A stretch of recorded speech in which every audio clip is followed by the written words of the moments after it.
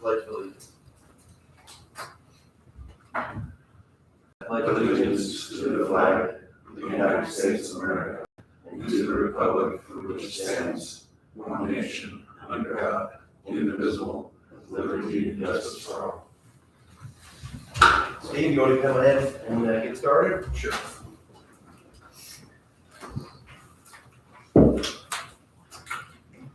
Probably going to interrupt either you or Brent at 8:15. We have a phone call we're going to take with somebody, so. Okay.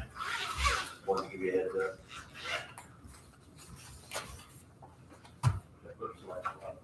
That's a big package here. Much.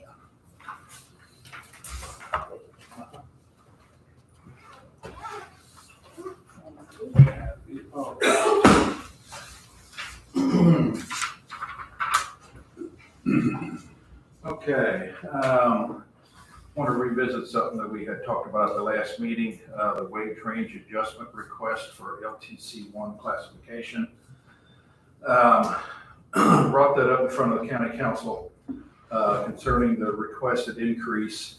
The council felt that it would probably be more appropriate solution to request to reclassify our highway part-time people as opposed to changing that LTC wage range, at least for the time being. Okay. So that was their recommendation. So therefore, what I would like to do is withdraw my request for a change in that rate range, that wage range, I'm sorry, in the LTC 1 employees, and request the reclassification of our part-time summer help for highway and bridge from LTC 1 employees to LTC 2 employees. With your approval, I'd like to submit that to the county council on August the 8th at the budget hearing. Anybody have any feedback for Mr. Berg on that? My only question would be, do you have other LTC2 employees? Do we have any other LTC? Yes, we do. It'd be our dumpster site people. Okay. Then that kind of fits into the same kind of, That's all I have. Mr. Brahms, is there a listing that shows what each of these categories is supposed to mean?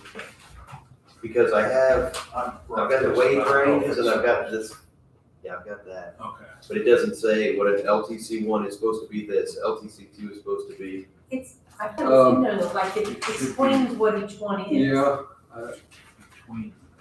I've got that. I think I have that somewhere. I know Charmaine has it.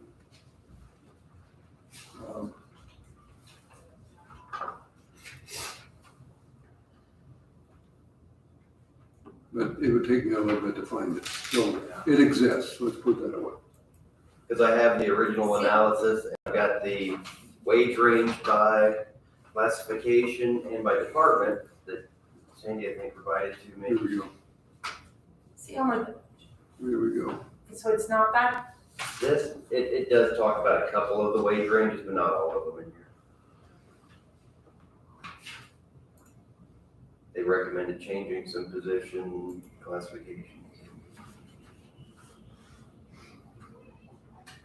I don't necessarily have any problem with what he's proposing, but I think it's important that we don't just change categories because we want to pay a department more. If the category is supposed to say people that have this skill set are supposed to be in this category, we're changing people around just to meet the wages. Seems like we're kind of doing it backwards. What I have is not, does not go dig down into the LTC 1, LTC 2. It just identifies what an LTC is. So then it's up to us to determine what is the lowest level of that. Yeah, right. LTC is labor, trades, and crafts is what it stands for. And then, it's up to us to determine the various levels in that. Now, well, I will say, the summer help that we hire for, the weed spraying, they are trained as in what to spray. There's a little bit of responsibility with that as well.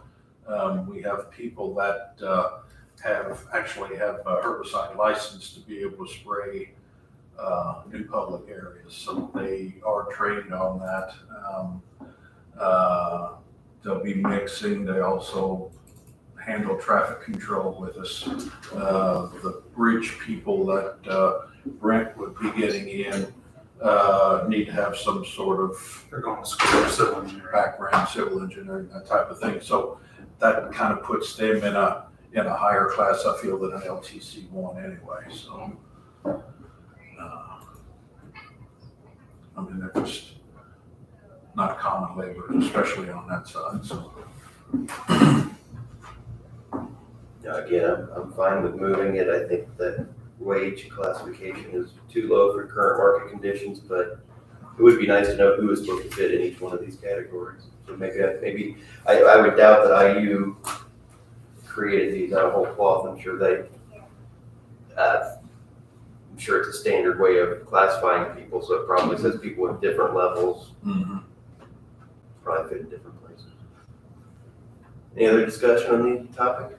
No, I'm good with it. I move that we approve or follow the council's recommendation to change the highway part-time employees from the LTC 1 category to the LTC 2 status to accomplish their goals to get more interest in those positions. All in favor of the motion, say aye. Aye. Motion carries. thank you. Next item up is a temporary road closure request that you'll find on the next 2 pages behind your original sheet, or your first sheet here.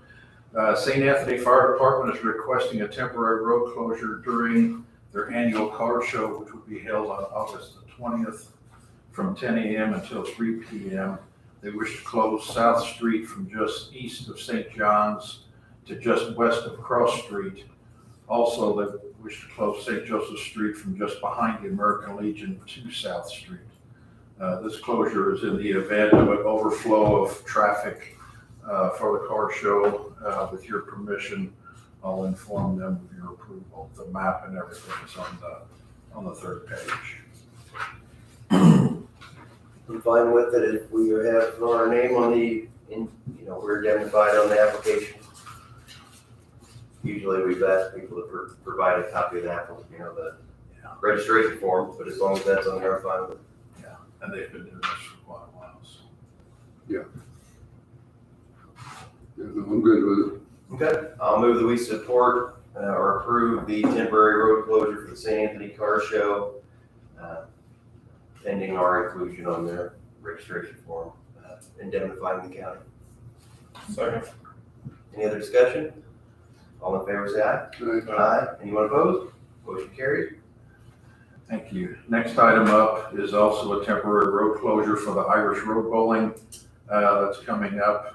St. Patrick's Celebration is requesting a temporary road closure during their annual Irish Road Bowling event, which will be held this year on Saturday, October 29th from 12:30 to 6:30 p.m. The time and the route is the same as it has been in the past, where limited use will take place beginning at the address of 5196 North, 700 West, and continue south to the intersection of 500 North, and then turn east until they hit 550 West. I've also got a map of this route just behind the St. Anthony route. It's attached to your papers as well. Mhm. Yeah. I'm good with it. It's the same as they've done before, right? Mm-hmm. I'll make the same motion I made last time. I'll move that we approve, pending our inclusion on their registration to be identified as a county. I'll second. Any other discussion? All in favor, say aye. Aye. Aye. Anyone opposed? Motion carries. Thank you. Next item is disposition of equipment. Due to the purchase of our new road painter, which is working fantastic, by the way, I'd like to request that the 1993 Easy Liner paint stripe will be listed as junk. Most of its useful parts and pieces have been utilized for other things that we've needed at the garage, so we're, it's still living in some areas. It's there in spirit. That spirit lives on. Heartbeat, so, So I'd like to list that as junk. Where will it go? Like junk it, pick it up, or is there some place that takes them? We'll haul it. We'll haul it.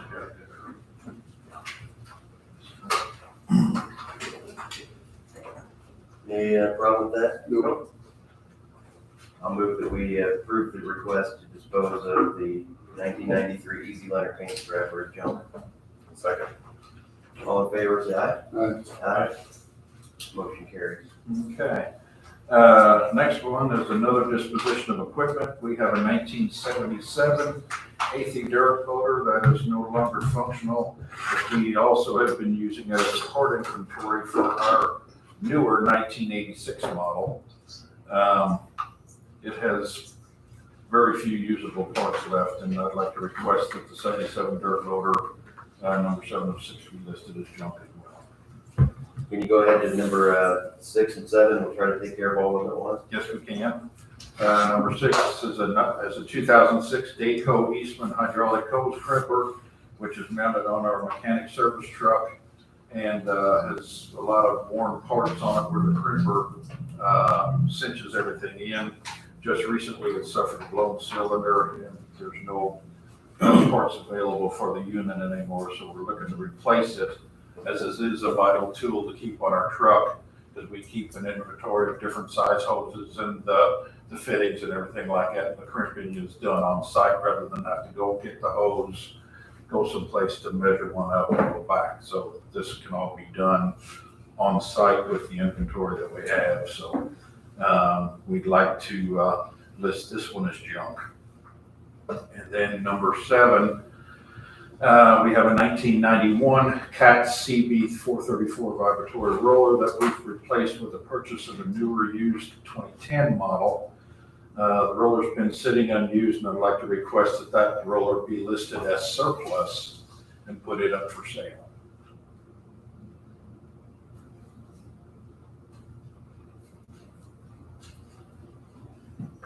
And Sandy, when something like this is sold, it just goes into county general, right? Normally it No, goes to that the would fund go that on. purchased it. Goes in the fund that purchased it? Okay, I didn't know that worked. If we don't know who purchased it, then you go to.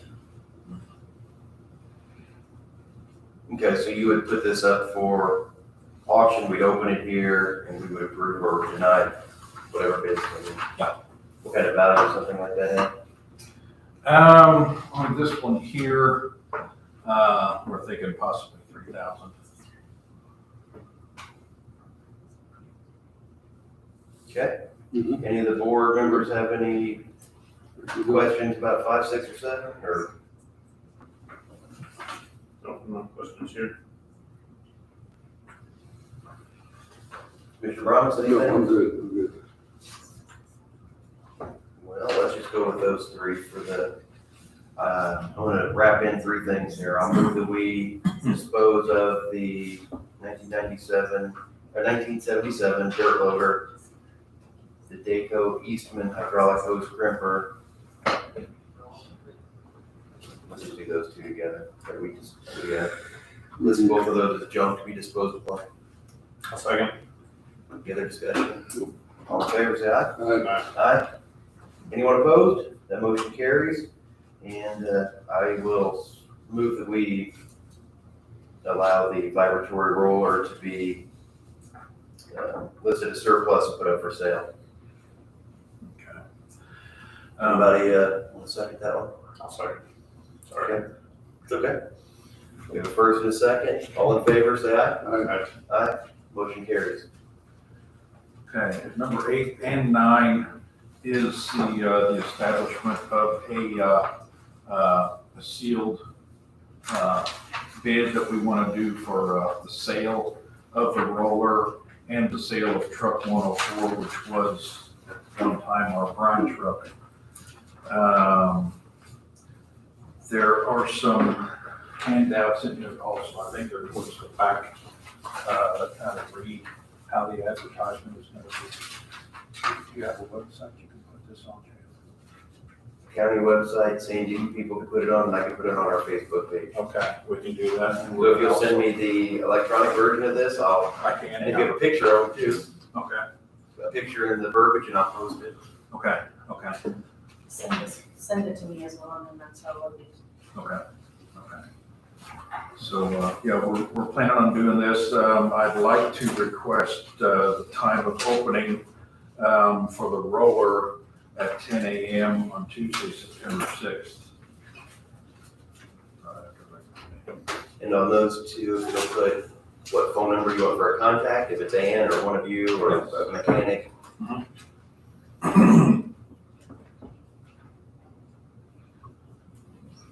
As long as you fit on the calendar at these times, I'm fine with that. Okay, the roller would be Looks like 10. you do. The roller would be 10 o'clock and then the truck would be 10:05. I think would be able to open that for, so. Okay. Two of you okay with that? Mhm. Okay. I received a call last week from Pyramid Equipment.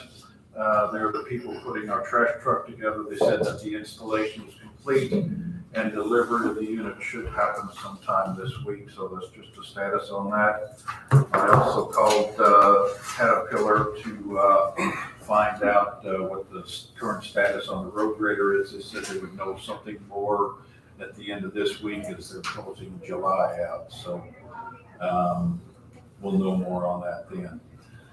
12 and 13 are two additional appropriations.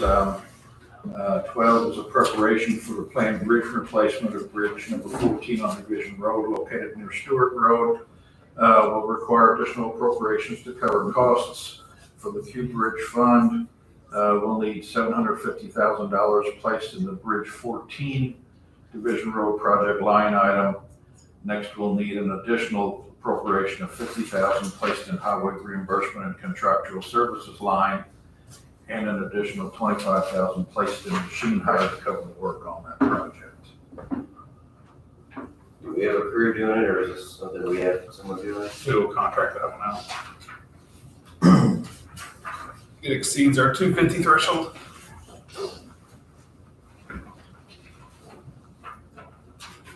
Are there any we can do 250? We're getting less and less. Gonna say that. Yeah, that would Like be it some would be good, small, very small. that would be some good legislation to propose to the state to have those numbers increased as inflation is building up. It actually decreases the amount of bridges that are available for us to do work that we can do. So that's one area that we could, talk with our legislators about to get that, more comparable to the inflationary numbers we've been seeing. How long has it been there? How long's that been? Oh, that's probably. As long as I can remember. 10 years ago. Oh, probably more than that. It's big. Could be. So if you did that, what would you request? Double it? Probably. Whatever inflation has been since it was done, I would think. As crazy as things have been here lately, yeah. Because right now we're restricted to bridge beams and deck replacements. We can't do a whole bridge replacement for a normal size bridge. For an almost 1 footer, we can't do it for 250. Okay.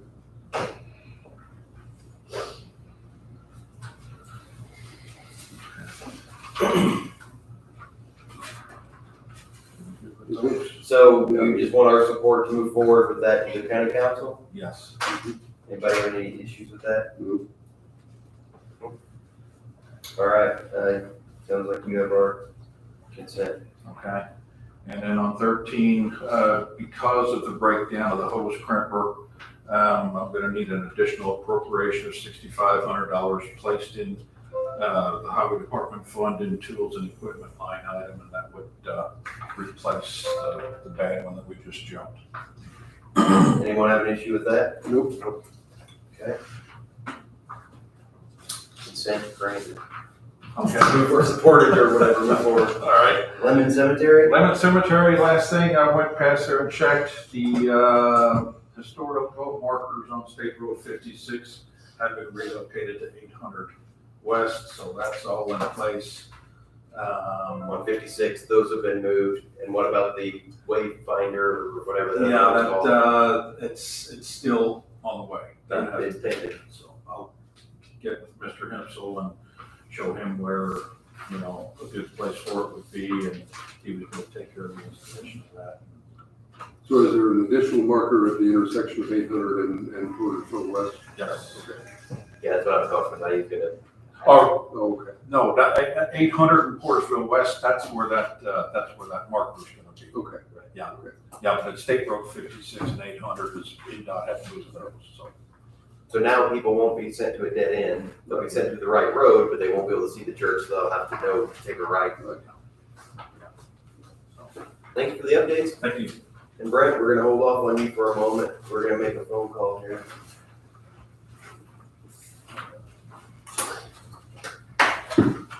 So we're calling Mary Austin with Clark Deeds to talk about an update on the sewer project. This should be a somewhat brief call. Do you have anything you wanna add before she comes on? Probably some of it better than I could. Do either of you wanna keep this folder? Security system that came in, did you see this? No, it didn't. Somebody. This is Sandy. I'm gonna put you on speaker, so you're gonna be live with the meeting, okay? Are you there? I am. Can everybody hear me okay? Yes. Yes, we can. Hey, Mary, thanks. This is Chad. Thank you for calling in. We had a notice last week that there was some movement on something with potentially with sewer projects. We just want to get an update from you. Yeah, absolutely. And I apologize I'm not there in person today. My daughter has a doctor's appointment right at about lunchtime, so otherwise I'd be there in person. But yes, we got wonderful news. And you all did rank third with the SRS funding. So that means you will definitely get funded. What we don't know is how much of that will be forgivable. And that we don't find out until we go through the closing process. And we have to finish the item petition, the states that we're in right now, before they will close. So right now, all we need to do is before August 15th, reply with a letter that states that, thank you, we're excited, we plan to move forward, and we look to do closing in the 2024 cycle, which is actually done during 2023. So they're closing the 2023 cycle in August. So we'll be cycling for the next round. That doesn't mean we have to wait till this time next year to get started. They will fund anything up to that point, in addition to it. But we do have to get that item petition finished approval before we can do the closing. And I understand, I saw Baker and Tilly has already contacted you, Chad, you sent me that. You will need to have some type of financial advisor involved in that closing process. Baker and Tilly is one of many. It's probably the one we work with the most in anything in Indiana. But if there's a different company that you all would like to work with, that's fine. You guys need to know who you want to work with so that I can get that process rolling as far as contacting them and letting them know where we are in the process. As far as I'm concerned, they've been a good partner so far, unless another commissioner has a. Okay, yeah, that sounds like we'd probably continue the relationship with them. Okay, so I have your all's permission to go ahead and contact them? Yes, I mean, we won't obviously do anything that has any billing or anything associated with it yet, but just to get the ball rolling as far as the project and get it on their schedule and start coordinating. I think that's a fine idea. Mhm. Okay, yeah, I will take care of that. I will also, I've already talked to Bill, who, that's who your all's award letter actually was signed by. Camille works underneath Bill, so she's the one that actually handles a bunch of it. But I have already had a meeting with Bill last week to kind of go over our process, make sure he knew verbally where we were and all of that. I have a call with Camille tomorrow.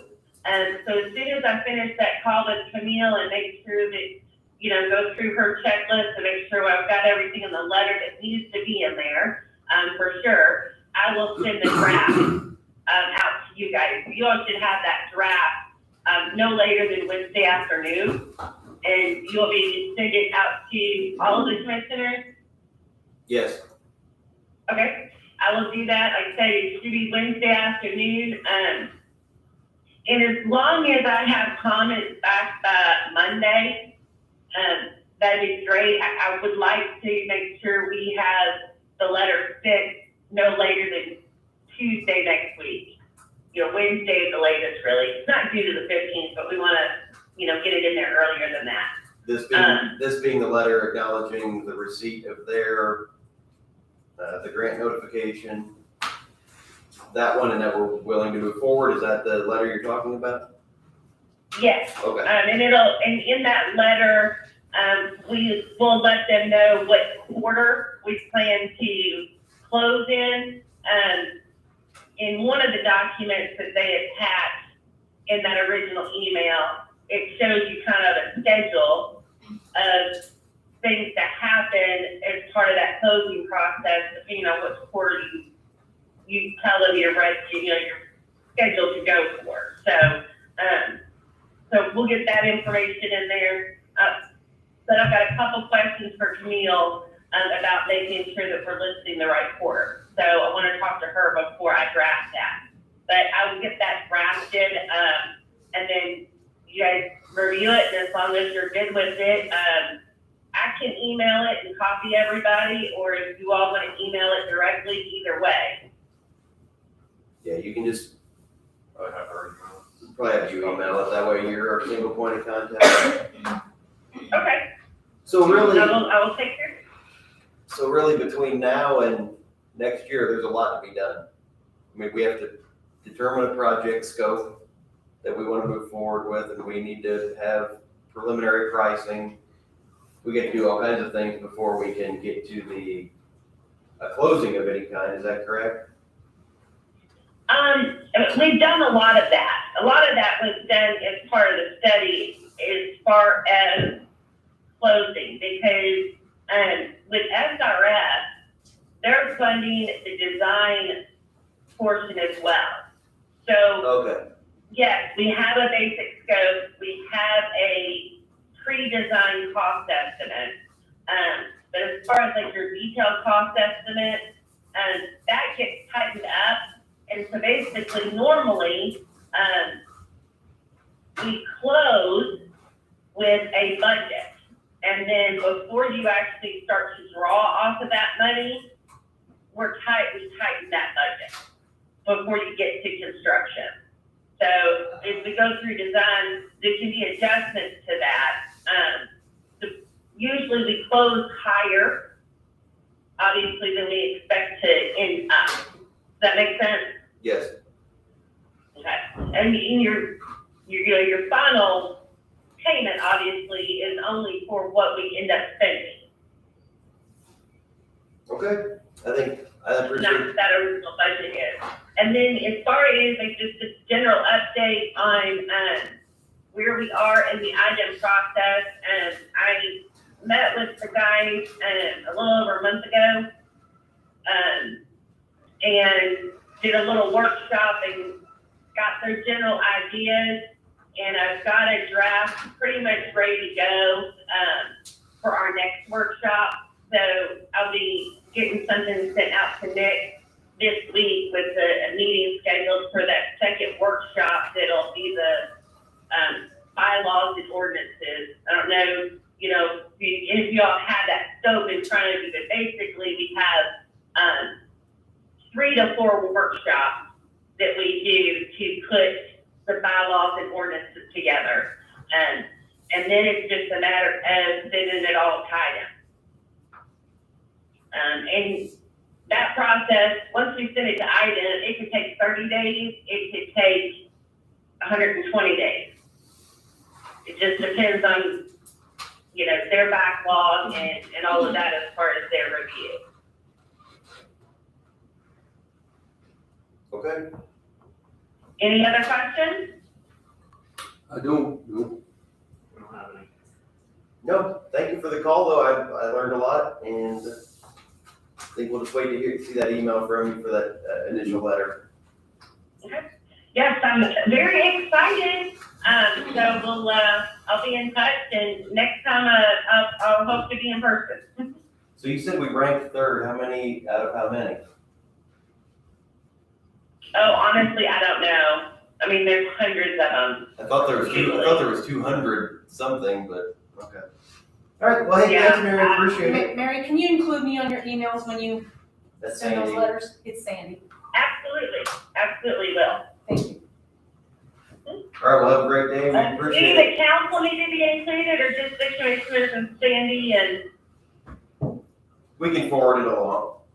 Or you can add Okay. Mike Gleason to it if you have his email. If not, I'll forward it to him. I think I do, but okay.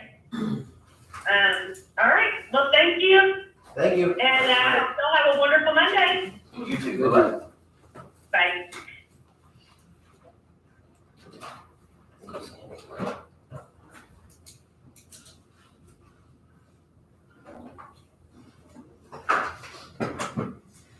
Move on to Southern Indiana Adult Services. Missy and Natasha. We actually have Sarah, but this is not. So. Sarah. Good morning. Good morning. Thank you first of all, just for letting us come and speak about our program. I am Natasha. This is our director, Missy, and this is Sarah Walker. And we are currently in DuBois County, and we just wanted to share an overview of our program if you're not familiar with it. So I'll turn it over to Missy, our director, and then if you have any questions afterwards, we can all answer those. Thank you. Like Natasha said, and thank you, Judge Rickamp, for coming as well. We are a VASIA program, which I always say we're similar to CASA, but we do for adults what CASA does for children. So we become the court-appointed guardian for clients who have no other willing or suitable person in their lives to do so. We are funded by the Indiana Supreme Court through the Adult Guardianship Office, and there's about 20 programs in Indiana. We cover approximately 60 counties, not our program, total. Our program covers 5 counties: Lawrence, Orange, Washington, Crawford, and DuBois. So we cover Area 15, and then we're wanting to cover Area 13 as well, and we're starting with DuBois County. We currently have, so I'll kind of break it down like this. We had 2 employees when we took over DuBois County, and we had 1 client. And then we hired a 3rd employee, and in the last since February, I had to write it down because it overwhelms me. We've had 8 referrals. We filed for 4 guardianships.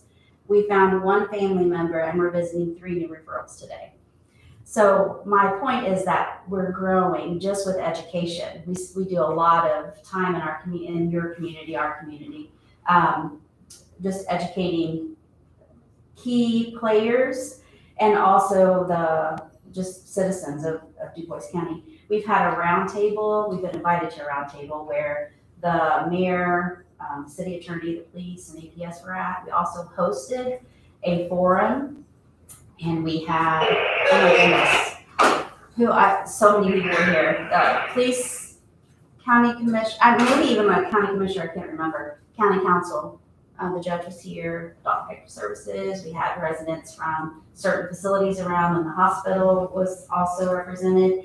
And so that gave us a good feeling for what DuBois County needed. And I believe that what is happening here is that it's not the need isn't big, it's the education piece is missing. So we need to get out in your community and tell people, that really need to know that we're here. We would love to eventually hire an employee from DuBois County. And like I said, we do get grant funding from the state, but there has to be county support for each of our counties. In order for us to be in a county, we have to have county support. So that's what we're asking for you today. I'm trying to think. I'll just start with you guys. Do you have any questions so far? What were the counties that you? Lawrence, Orange, Washington, and Crawford. Okay. And then starting in DuBois. And like I said, we would love to take So I know that no other Area 13 counties are covered, and that those are Davies, Greene, Pike, Martin, and Knox. And so we want to include them as well. The issue, the goal would be to have county support from all those counties, because we can increase our counties all day, but our grant does not increase. Our grant is a set amount, and then we have to have matches from each of our counties. So that's, our goal would be to get that match from Du Bois County. The Community Foundation has been kind and has given us, I think, a $5,000 grant to get started down here, to really come and educate the community of our program. And so that's helpful. But we would love, annual support. For instance, Lawrence County, they give us a grant and they put us in the judge's budget. So each year, it's there. So we don't have to present and take up your time, to request that funding each year. So it'd be an annual thing. We're not going anywhere. We're only getting bigger. I will tell you, we have about 40 clients under guardianship now. And that's does that include our Du Bois County? Am I including those? It might be, okay, it does, okay. So about 40, but the interesting statistic that I like to say is there's about 7,000 people in Indiana under guardianships. And some of those are families, some of those are programs like ours, obviously. What we see, the clients that we get have been exploited by their family, or they've outlived their family, but they truly have no other person in their lives. When they get visited by us, we're the only visitor. We do train volunteers, like CASA trains volunteers to go in and help us to oversee our clients. And we don't provide the services, we just make sure that all their services are provided. And I used to say that we become their voice and we advocate for them, and we do. But more than, I saw something the other day that said we don't need a voice, we need a microphone. We give them their right to speak. Anything that they can make a decision on, we want them to do that. We just want to make sure they're heard. So, any other questions? I could talk all day if you want me. So who appoints you? Would that be a judge's decision? Yeah, it's a judge. A guardianship is a legal decision. We have to have doctor statements saying that the clients are incapacitated. We won't take anyone. If there's a least restrictive alternative for someone, we will not put them under guardianship. But we will help them find the services they need. But there's levels before guardianship. Yes. So who says, hey, we need you to? Oh, okay. So we get referrals from Adult Protective Services, nursing facilities, long-term care facilities, group homes, hospitals. A lot of times we'll get someone in the hospital that doesn't have anyone. And so if the hospital knows about us, then they'll call us. And one of the first steps we do is we spend a lot of time looking for family, making sure that someone's not missed. Like, if someone's been in a long-term care facility for even 2 years and they don't have a guardian, if we get them, we still look for that family. We do a lot of research and referral hours for that.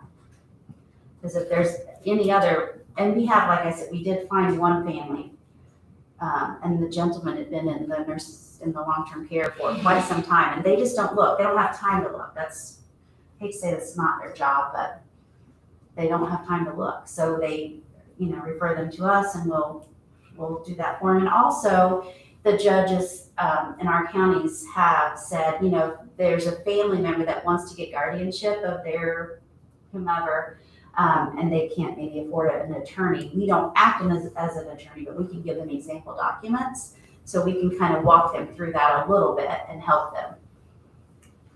So there's a lot of options that we have.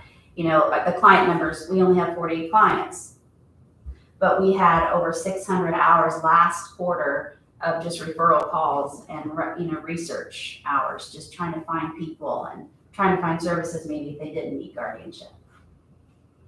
I was going to ask you to repeat something you said there. You referenced a group that you do not serve or you do not take, just right before this last question. You know what I'm talking about? I don't. Maybe I misunderstood. Okay.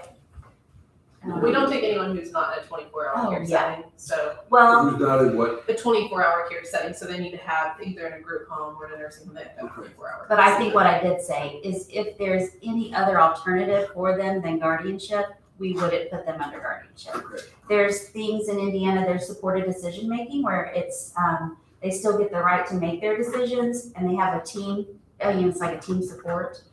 Sometimes they just need a representative payee to help them with their money, or maybe they'll need a home care agency to help them live independently at home. So we just don't go out looking to put people under guardianship. It's we spend a lot of time really thinking if this person is a fit.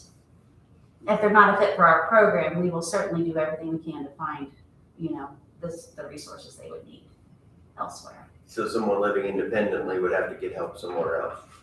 And not necessarily. Most of our clients are in 24-hour care facilities, but they can live independently and have people come into their home as well. So the biggest thing there is that we're not the caregiver. So if it's someone that needs around-the-clock care, then we have to make sure that they have the care they need. That's our role as guardian, not necessarily to provide that care. So someone who can, I guess I'm just thinking of a family member I've had where they were making decisions which to the family seemed harmful to them, bad relationships, bad money management. They had diminished capacity, so they didn't work. You wouldn't necessarily go help those folks because they're still buying groceries, or they're eating, they're paying their rent. Well, I mean, you can go ahead. Yeah, we would go visit and we would assess, because we work at the Solution Center. So we have other programs within our office. We have an independent living service and we have living while home care based out of our central office. So likely we would refer to one of those programs or the local area agency on aging, we would connect them. So we do provide, that kind of full circle of services. That's what we're here for. Ultimately, we work in guardianship, but we're kind of everywhere. We just help where the need is. So we would definitely look at that case. Absolutely. If the family's involved in, it does get, I don't want to say tricky, but, the family is involved and they're willing and suitable, then we would, talk to them about guardianship and tell them their role as a guardian.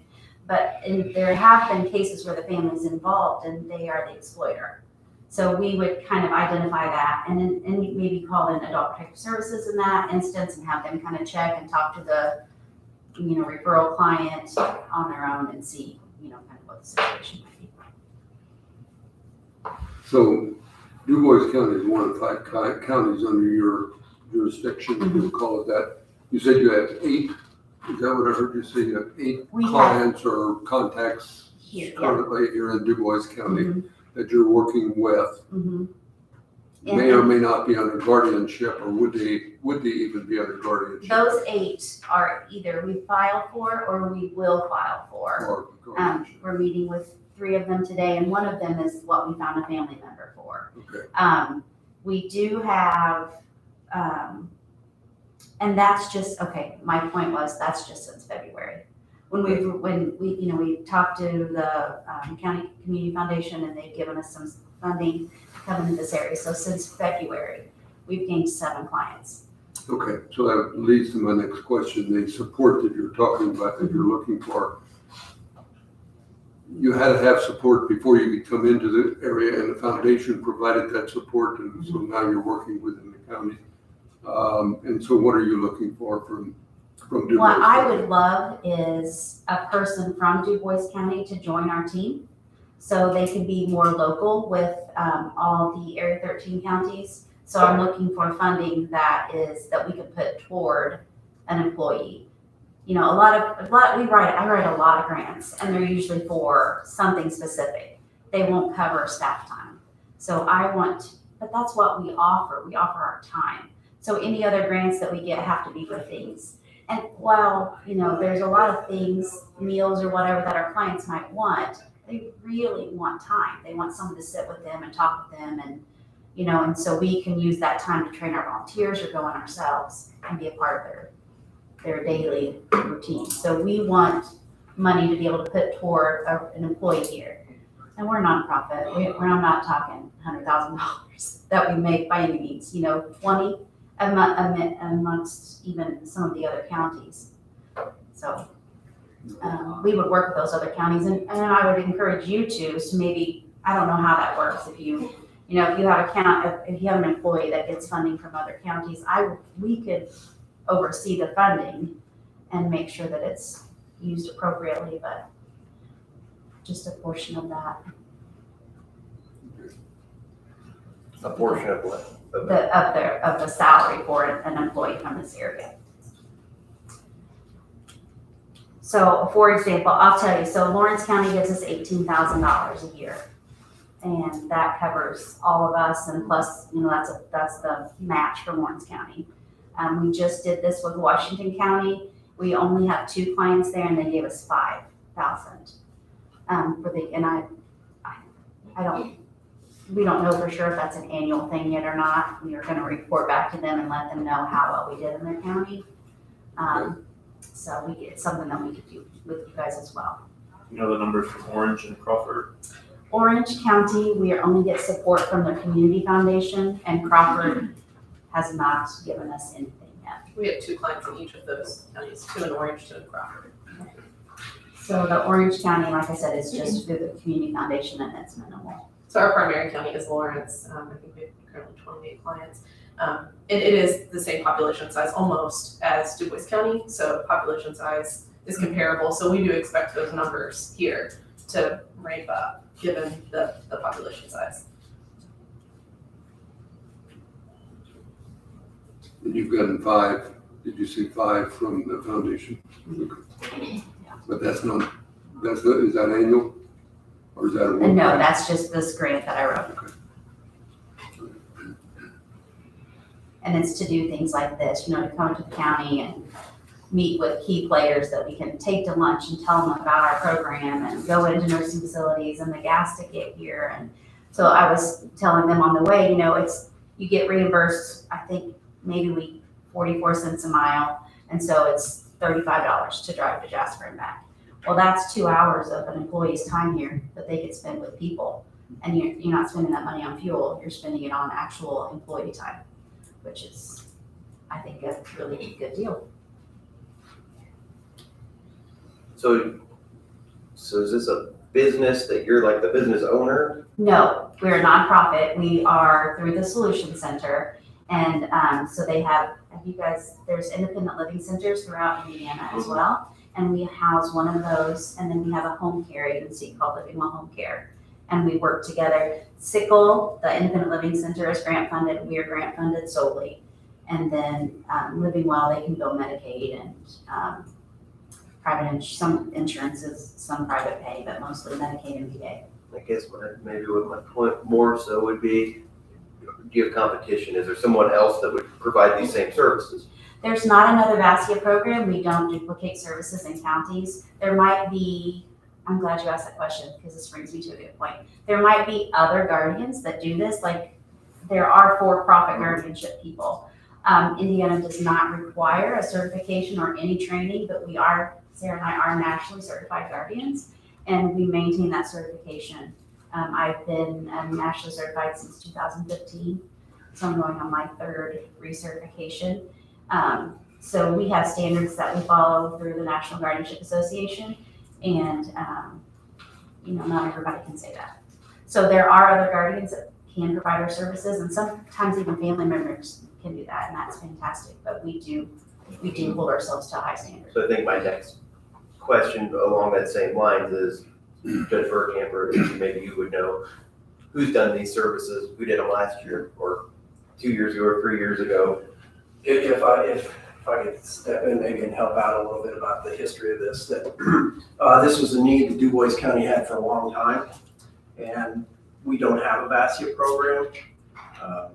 Before, there was a gentleman that the court could call and say, hey, I got this individual that needs guardianship, and they just basically did it out of the kindness of their heart. Okay. That person's passed away. So now I was getting calls from the emergency room, getting calls from the from nursing homes. Hey, this individual doesn't have a guardianship. We have adult protective services. They can't do guardianships. So I started looking into the VASIA program, and I thought, it's definitely a need that we had. And so my thought was if we could jump onto a program that was already up and running, these folks, and I checked in, I think Evansville's got one, they weren't willing to, they're southern, yours, I forget it. both southern Indiana. Something or other. It's, they're southwest Indiana Yeah. guardianship.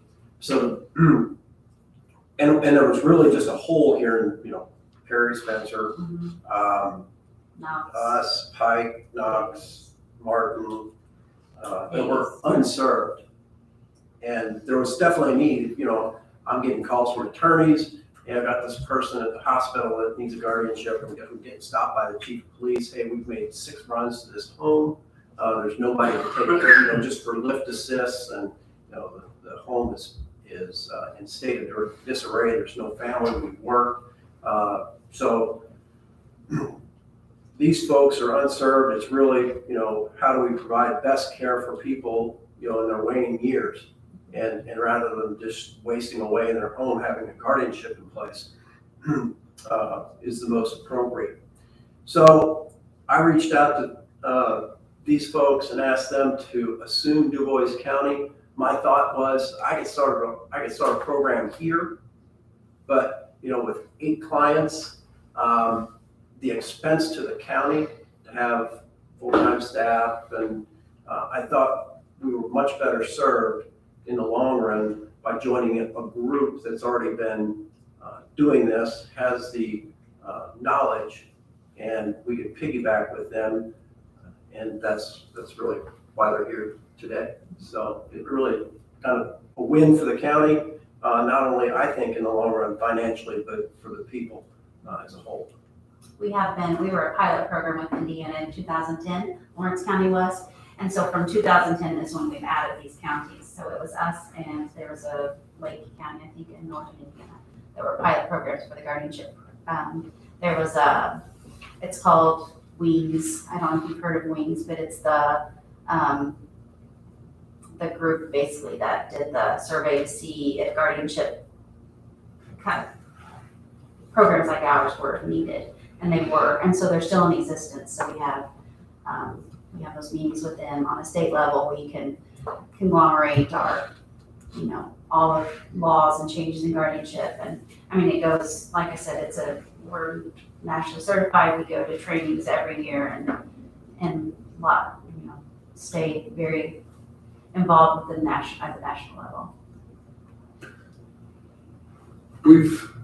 We've had discussions with, and I know we've been working with a group, if you will, out of Daviess County that provides some services to senior care individuals. Are you familiar with? Remember what I'm talking about? Their offices, I'm sure you're referring, I think they came and asked for a little funding here a while back. That's Adult Protective Services. That's different. Their services are kind of dictated by statute. One of the things you call them and say, hey, I've got this person that's living in a deplorable home. They got bed sores. They can't provide for themselves. And the response I get is, if you had a guardianship, we'd be able to help you out. So these ladies are here to provide that service that they can't, because they're a state agency. A state agency can't take guardianship. We do work So closely with adopters. that was kind of my question. I didn't think guardianship was involved in that, but is there overlap? In other words, that's a service that you would perhaps contract to do after you assume guardianship. We could make sure Some that of they have your a service. responsibility would be to contact people like that to help out. Yes. So Adult Protective Services, they're really a short-term emergency situation, and their goal is to find someone to take care of these people. And we are one of the people that they find. Okay. Thank you for all the questions. We appreciate I it. understand. Yeah, no, I appreciate it. So Judge, what's the value of a guardian? I guess what I mean by that is, if we were to grant these folks $10,000, 20 or 5 or whatever it would be, is could we have a local person that would, you said that person that previously had done it out of the goodness of their heart. If we were to pay some person locally to do it, I think you alluded to that you think it would be more expensive to. I started a program, a VASIA program in the county, which you kind of think of a CASA program. You know, you're gonna have a director, you're gonna have, you can have this staff in an office. And so, you know, as I said, it really is having Southern Indiana guardianship here is a win for the county. I think financially, but it's a win for the people because it's really about how we treat people in their waning years of life. And what does VASIA stand for?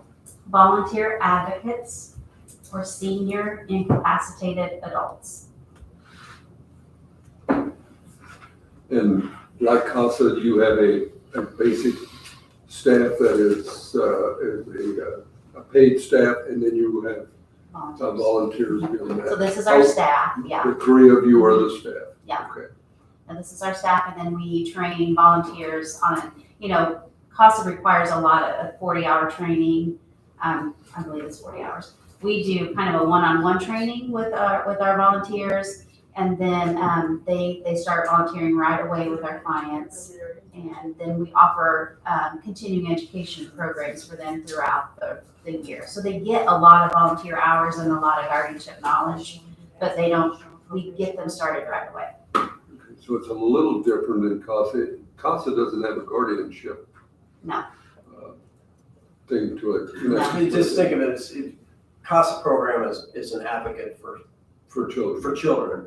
who are already under guardianship of Right. some type. Well, you're always under, you've got a parent, Parent, right? yeah. So, parents have rights. Parents, Parent or foster care, they're in the Department system of Child somehow. Services or something. These folks are representing people that aren't in the system and have fallen through the cracks because they have no one to advocate for them in their senior years. So, but they do the same thing, kind of advocate. One in the early years, one in the late years. It's a program through Indiana Court Services, the VASIA program. It's not just a program that's Yeah. out there for it's statutory. It's there. You can look it up. Indiana Court Services. It's kind of the push right now is to help the seniors. And this could be kind of create a classification or a special needs individual who has maybe been cared for by parents, and they're now 40, 50 years old, parents have deceased. And Absolutely. We have, that could be a big yeah, part of what you're absolutely. dealing We with. have one client that I'm thinking of just right off the top of my head, who we take guardianship of, and she does live independently. She has help coming in multiple hours a day, multiple days a week. Our age range, that's why I was telling Sarah, tell her age, you know that. more than me. Currently it's age 20 all the way up to, we have a lady who's turning 101 next month actually. So it literally is the full lifespan that we serve. So anybody over 18. And I'm just gonna add one tidbit. We did come to a round table here and we sat with, key leaders in your community, and they identified, several instances where we could be of assistance, in your community right here. And so it was interesting to sit at that round table and listen to the different scenarios that we could step up and help. And if nothing else, we become that resource. So maybe sometimes where, the area on agency, we can reach out to them as well. So we become that person as a resource to help seniors in your community, not just seniors, but anybody over 18 in your community as well.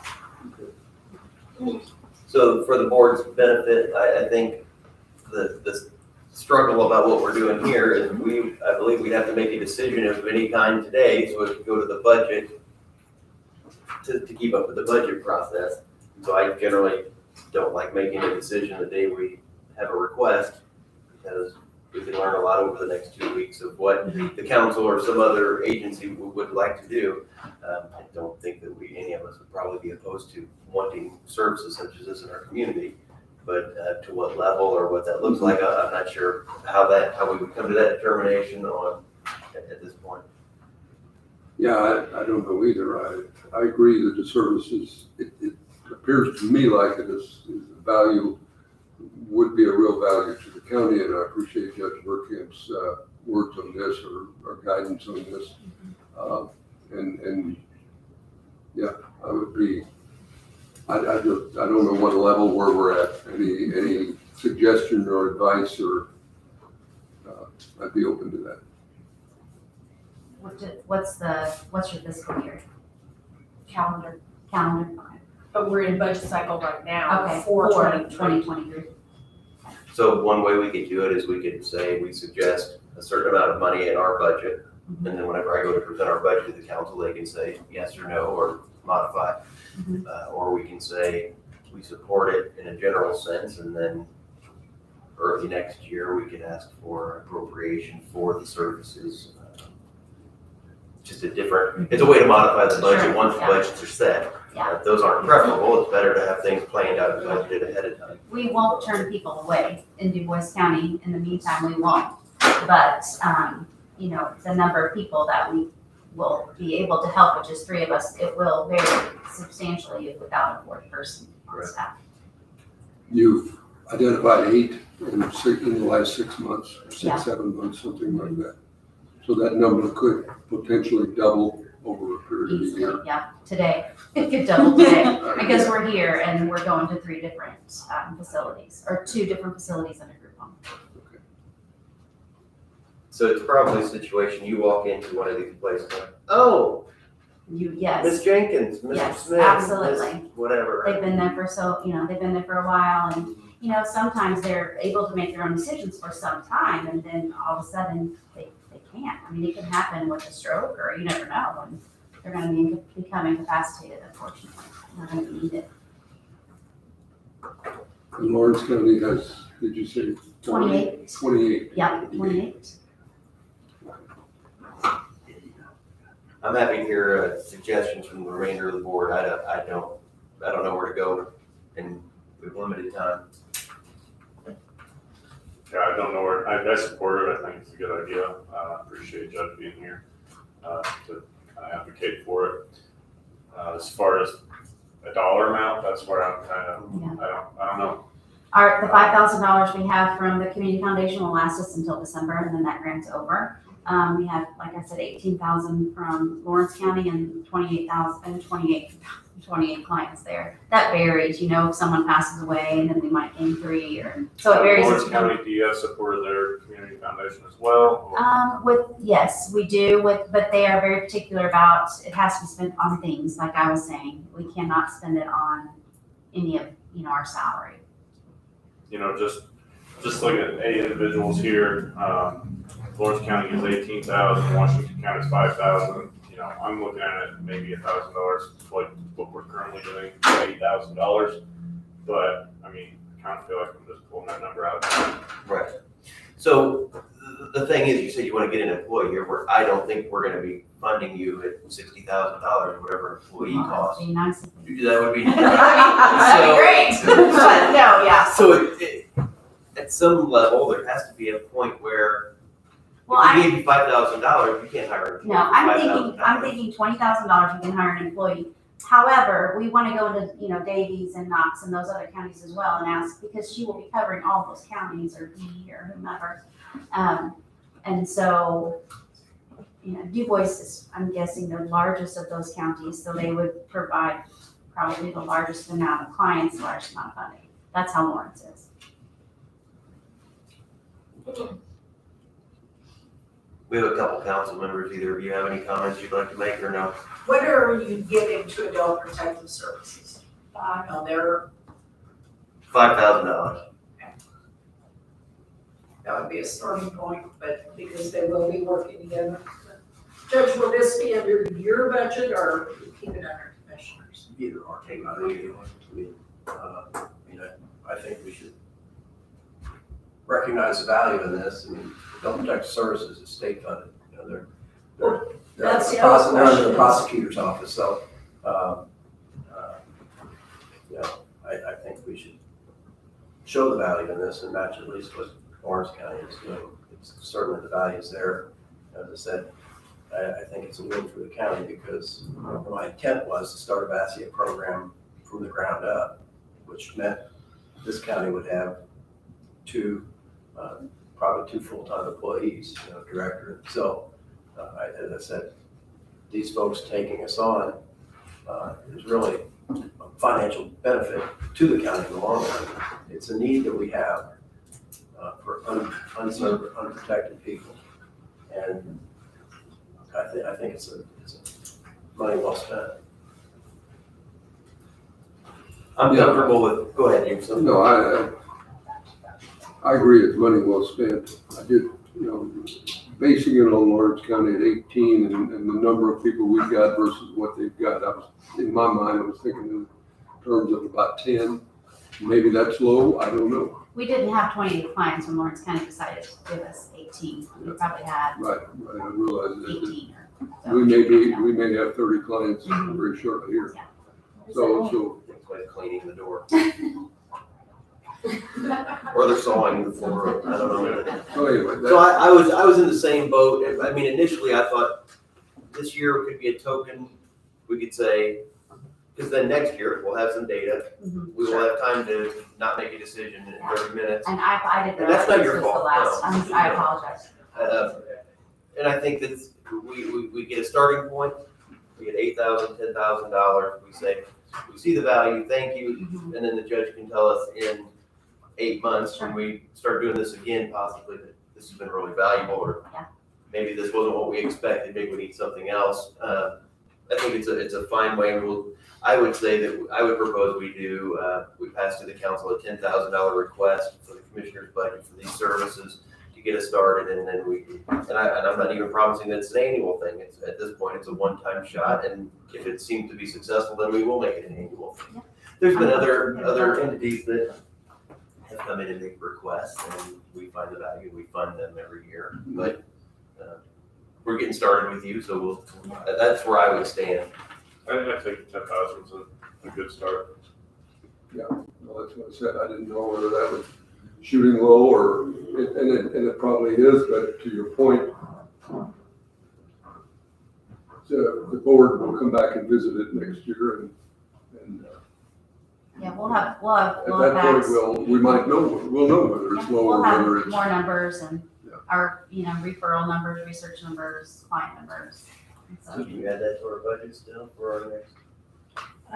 No, when we say add to the budget, that you won't get the money until 2023. So right, I understand that. So they said they had 5,000 to carry them a little bit till December, and then this. That's 5 hours a week at $15 an hour. I've already done that, so. That sounds good. So I think that, I'll move, just so we formally put it into the minutes, that I'll move that we approve putting $10,000 in our budget for Southern Indiana Adult Services for 2023. I'll second. Any other discussion? All in favor, say aye. Aye. Aye. Motion carries. Thank you so much for coming. Thank you for Learned a your lot time. again. I'm just- Thank you, Judge. It's our priority. I did Thank not you. appreciate it. Walker? Yes, WALKR. Thank you. Thank you so much for your time. Thank you so much. And you guys are out Thank of you. Bedford? Yes. Yeah. That's my part. This area. Thank you. Thank you.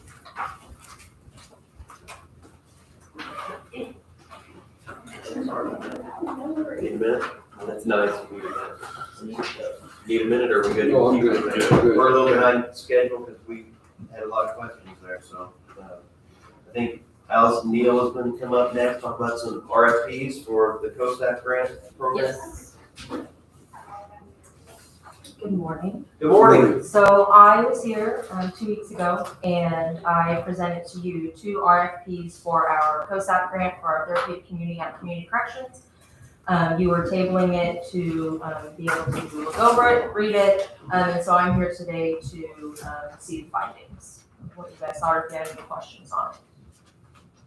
Or on them. Yeah, I wanted to first say that this is more substantial than I thought it was when you handed it to me 2 weeks ago. So I started reading it multiple times and went through everything thoroughly Yeah. yesterday. So I want to, I guess I have several questions. Overall, though, I want to say whoever put this together, because you or somebody else, it did a nice job. I think it's, Megan and I collaborated on it. that- Megan. I think you guys did a quality job, and when the director brought up this idea up, I won't say it's revolutionary, but it's new for us. And I didn't know how I felt about having a treatment pod and doing this. Anytime there's something new, It's scary. it's different, it's scary. How well thought out is it? Is this really?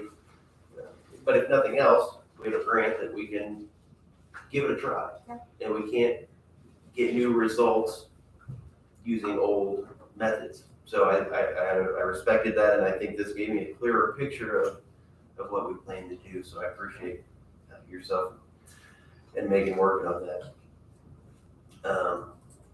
So I'll just go through, I'll start rambling through some of my questions here, so I'll probably be more long-winded than the rest of them combined.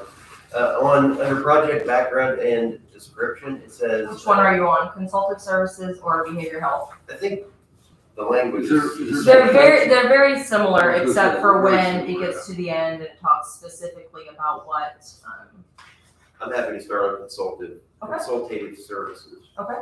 So where it says, the first sentence, it says opioid antagonist and addiction treatments, is that right, or is it supposed to be addiction? okay, where are you at again, I'm On sorry. the first sentence of project background and description, It's not supposed to be antagonist. no, well, it says the prescription of opioid antagonist and addiction treatment, so I didn't know if addiction was. Addiction, Okay, yeah. again, if it was addition, I didn't know if, I wanted to learn what that was, if it was supposed to be something else. In the next paragraph, then it talks about that we started behavioral, community foundation, developed a collaboration in early 2021. Didn't we start that in 2020? So I thought we started it right before COVID happened, because we all met in person up at the Hobby Center.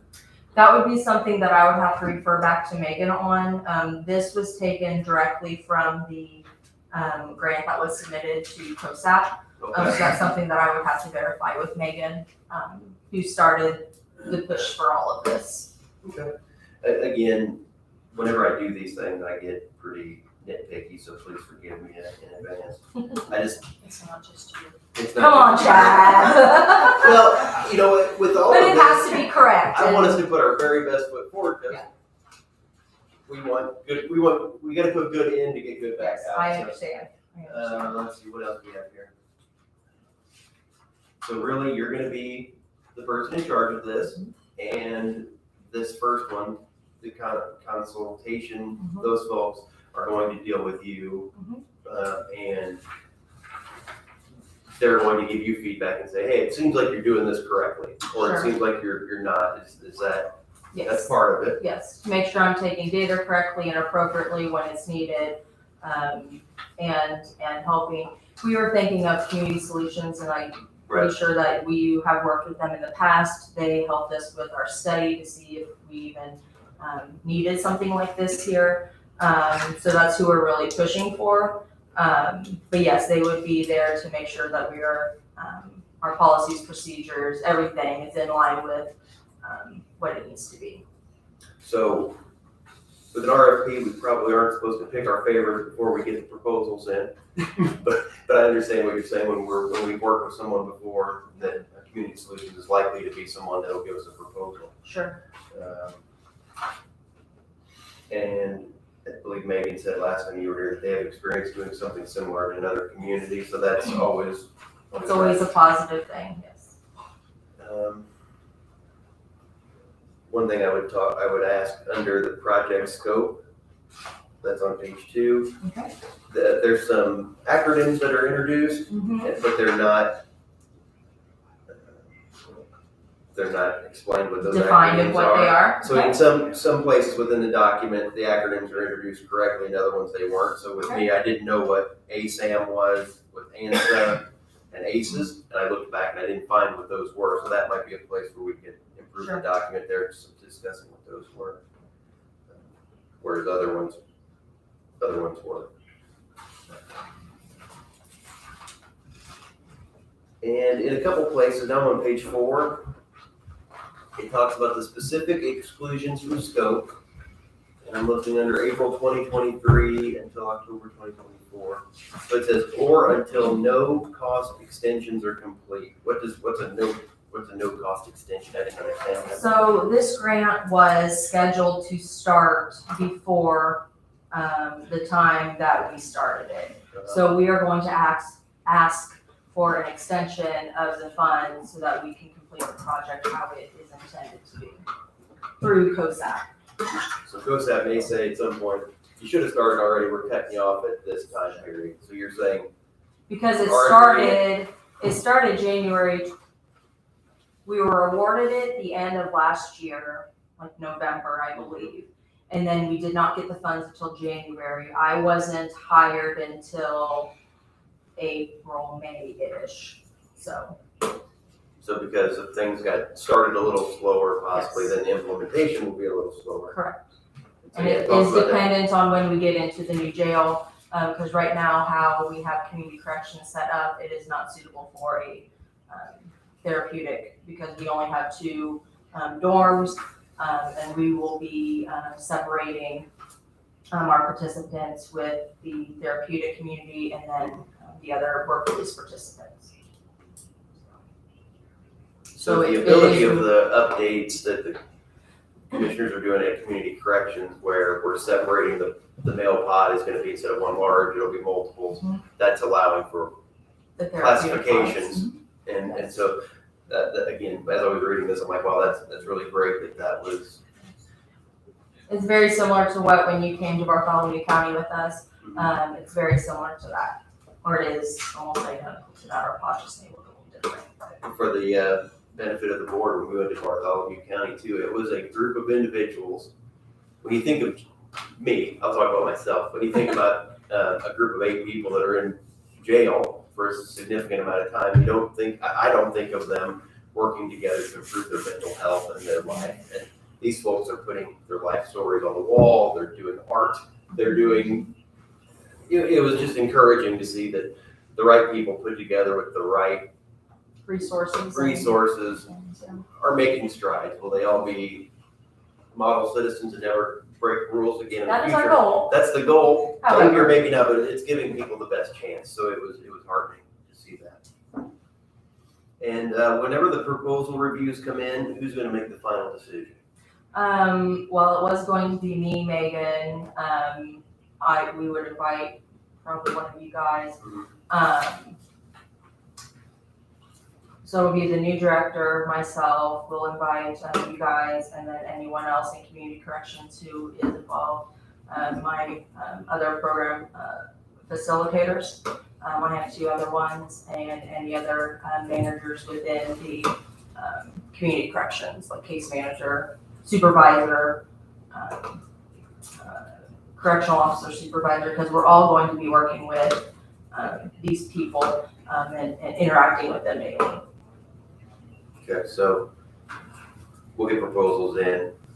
You'll probably collect them. You can disseminate them to who you want, and our board would be included, and we can, between the 3 of us, you and the director and the commissioners, we can make a determination. Yeah, and I did, one thing that I will need to change, Just people up on the roof, I found out. Oh,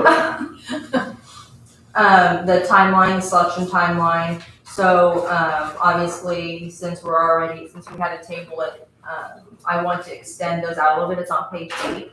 yes. So the proposal deadline, where did I write that? That was another one of the notes I had there. that Yeah. The 18th or 19th may come pretty So quick. the end of this week, I'll be out. So I want to go ahead and extend it to September 9th. Proposal deadline September 9th. Begin review of proposal September 12th. And select the team or the consultative services October 14th, on or before.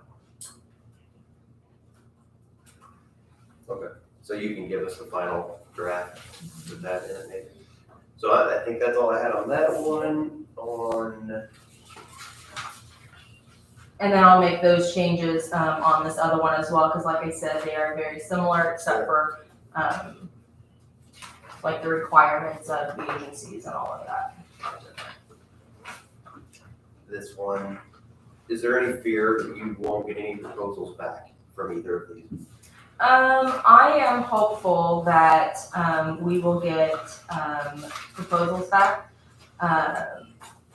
We do have a strong working relationship with Life Springs. That's someone who, when participants are in case management meetings with their case manager, that's where we send them for any kind of referrals for mental health, medication. So we do have that working relationship. There is also another facility called Cornerstone. That is actually who Bartholomew County uses, and Cornerstone was one who kind of piloted and is taking the therapeutic community and developing it and running with it. So they have a lot of experience as well. I mean, I guess it's always a wonder if you're going to get any of them back, but I just positive saw and- with Life Springs how busy they have been over the last. and they've had a 2-3 lot of years. turnovers and here lately, so. They may say, we've already got our hands full. Sure. That's my fear, but Sure. maybe this is a good deal for them. I'm not sure. That's all I have. Commissioner. I really don't have anything that I have questions on. I read it over, not to the level. I read right over addition. It's a lot of I information. read right over addition and thought it was addiction. Mhm. So I appreciate the correction there. But yeah, it's extensive. It's something that it's going to be a major undertaking, and I appreciate that. But no, I don't have the knowledge to have questions, kind of is what it amounts to, other than the basic framework of the structure. And I think it's a good program, and I'm I'm okay really with it. excited about it. So Commissioner then, Hostetter? I don't have anything additional to add. but- so then should I go ahead and make those corrections and then what? As far as I'm concerned, you make those couple corrections, and then you start doing your advertising for the request. Do I need to send it back to you guys for approval, or is it already approved pending those changes? In my eyes, it's approved pending the changes, Yeah. because even if you sent it out just as it is, it would work. I mean, and you're going to change those dates as well, right? Yeah, well, I'm going to ask Megan. She is out this week, but I will shoot her an email, just to see. No, I'm good with approving pending or contingent on those changes. And Megan's aware, and you're maybe aware that one thing I harp on at every meeting that we have at Community Corrections is I'd like us to start, at least I know there's no set statewide recognized definition of recidivism.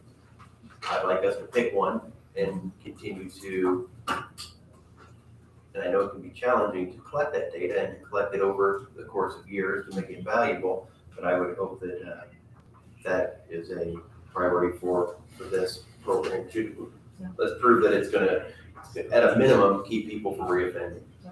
So I just wanted to throw that in so that you heard it one more time from. Yes, yes. So thank you. And do you have You're welcome. any questions for us? Now, I did notice on the schedule that COSAP is also at the bottom of the schedule. Is that a mistype, or is Yeah, that we need you to something come back that? and repeat this whole thing. Well, I'm just asking. No, Yes, I Megan, she noticed goes, that too, and, I wasn't in last week, so. it's- Okay. we just didn't wanna Chad, miss did you. you mess up? No, this is, No, I'll take the credit for it. Okay, so I do not need to come back in for anything? No. is If you it- forget something, then you come back at 11:30. Well, I was like, hey, what do I do? She goes, just And ask we him do if it you. once, then not on there. Hey, thank you so much. Thank If you need something else, we're available. All right, thank you. Thank you. Have a good day. Still good to proceed? Yep. Yes. Go through one more. Let's go with, Max, Bob with, House and Benefits. Come on down.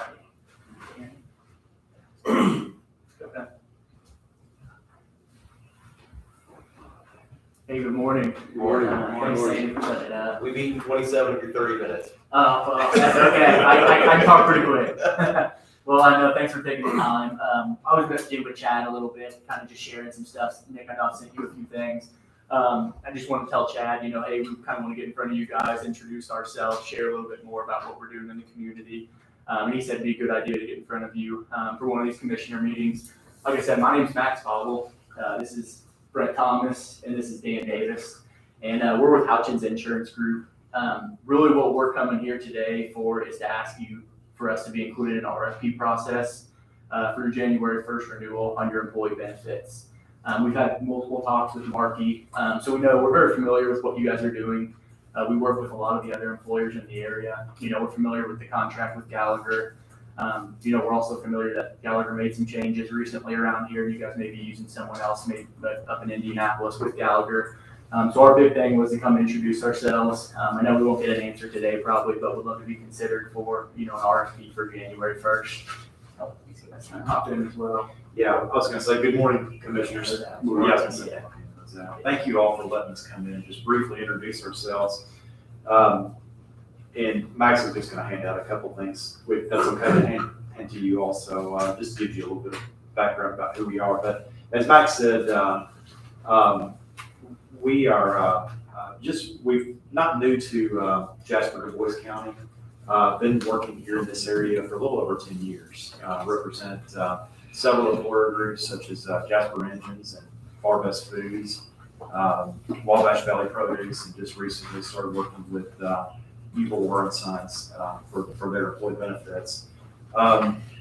We specialize really just employee benefits is what we specifically provide to a lot of our clients. We are employee benefit advisors, and again, work with you to manage one of your highest costs that you are challenged with. We understand that with a lot of most employers.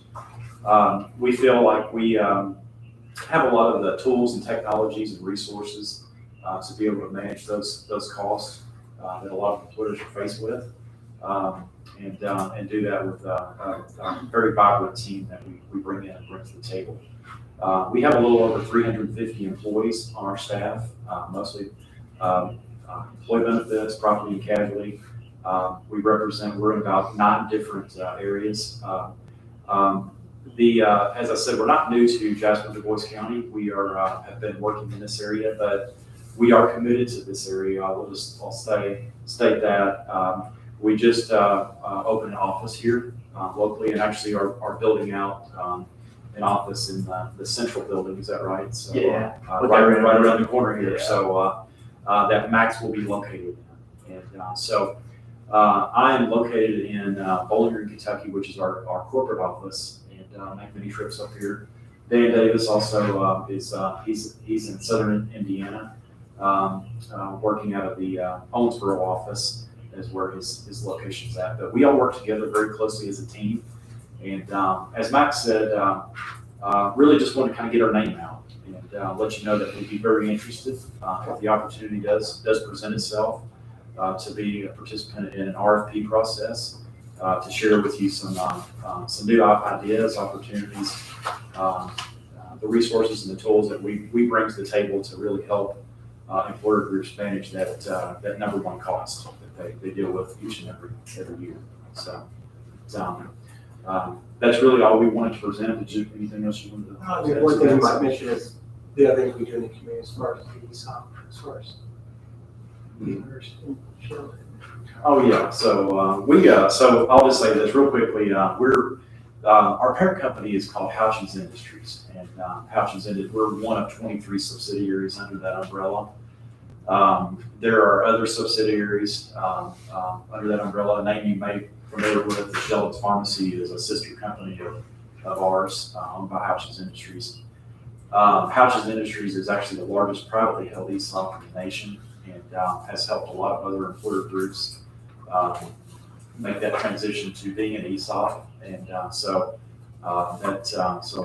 each of us are all owners within the company, and take that very seriously as far as how we represent our company, but also how we represent our clients and so forth with that ownership. So, but that's really all we want to come and present to you today, and just thank you for the opportunity to speak this morning. So. Mr. Rhodes, there's no RFP this year, is there, for January 1st? No. So that's what, I don't know if I told you that or where we were on that, but I know you mentioned that. And I think we're under contract for another year. Yeah, it would be for 2024. Yeah. Okay, so, okay. Okay, yeah. a year from This now, time next year. for that. Yeah. So, yeah, I just want to make that clear. So Yeah, it- no, I it- appreciate that. And that was one of the Yeah. questions we had too. Certainly. Yeah. And so, Marky, after your conversation with these folks, who would they replace if they were successful? And what do you know what they offer that maybe we don't get currently? We haven't got down to numbers or anything. Of course, the offerings are gonna be about the same, that it would be replacing Gallagher. That's what it would replace. And then with that transition could also be TPA changes and pharmacy, I mean, it could trickle down, but, direct replacement would be Gallagher. Okay. So, So how, is it dang wolf on the roof now? Sounds like something's howling. so Maybe that's your Hudson stomach, I Hudson don't know. Insurance is a subsidiary of Hudson's Industries. Yes, sir. And you're located in Bowling Green. Yes, sir. Hudson, the headquarters of Hudson's Insurance is located in Bowling Green. Yes, sir. And how big of an area do you serve nationwide? Yeah, nationwide, really. We've got locations in Bowling Green, Owensboro, Nashville, Cincinnati, Louisville now. Like the Bowling Green is the Lexington. headquarters. And Well, down here. property and casualty and employee benefits in Jasper now. My background goes back to the 80s here in your community. I go back to the days, I date myself, but Beeler and Jasper Cabinet, when Jasper Cabinet was here. So I've worked a lot in this area. I was 15 years with Blue Cross back in the day, and then kind of went through the Accordias, and then Mhm. got out in the independent agent world probably in 96. So I actually live in Newburgh, so I do Kentucky. It just depends on wherever we need to go. So we can. No, I appreciate you coming in. It was good to see you in Yeah, person and to meet definitely. you and everybody. And I think there's no reason. When that time comes. Well, Just to create- without you even coming in, you could have put a proposal in next year. But it does help to build relationships, Yeah. see who people are. So I appreciate you coming in. I don't have anything further. The only question I had was to follow up with when Marcia said that it could be a trickle down. Would it be an automatic change of TPA or pharmacy or anything like that, or could we stay with the same? Years ago, when we kind of built, it's changed really. Years ago, we kind of taught brokers taught employers to think that the only way they can be hired is if you fired everybody. We really just operate as your quarterback. So we don't come in and try to destroy everything. We come in and look at, is this the best place for you to be, for you and your employees? And we spend a lot of time in the partial self-funded, so that's what you guys do. So that's where most of our expertise is in partial self-funded.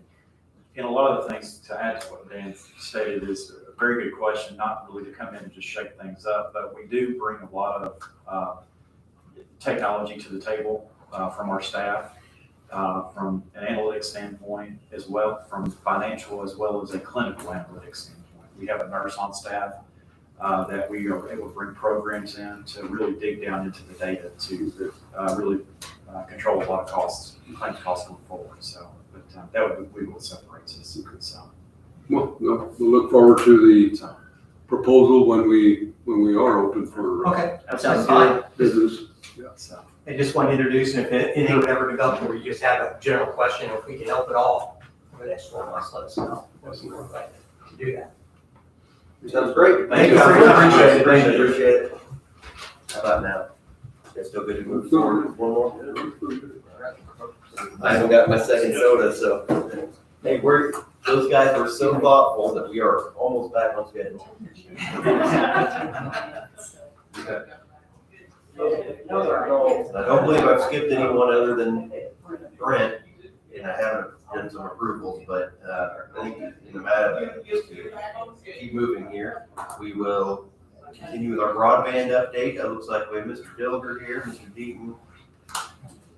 Yeah, so you guys want to come on, whoever wants to go first, or you can I'll go tag first, team, that's or. okay, Matt. I hope that you might have more questions for Matt than me, so. Oh, no, I've got a whole list for you. That's kind of a rough Matt. Thanks, Rick. So you guys know, back in December, I think, the county entered into an agreement with Orange County Fiber, Perry Spencer, and Du Bois County REC, to kind of facilitate or to get the broadband deployment started or get it expedited. So we I think that was in December. We immediately, we have been doing work with Orange County Fiber and Perry Spencer prior to that anyway.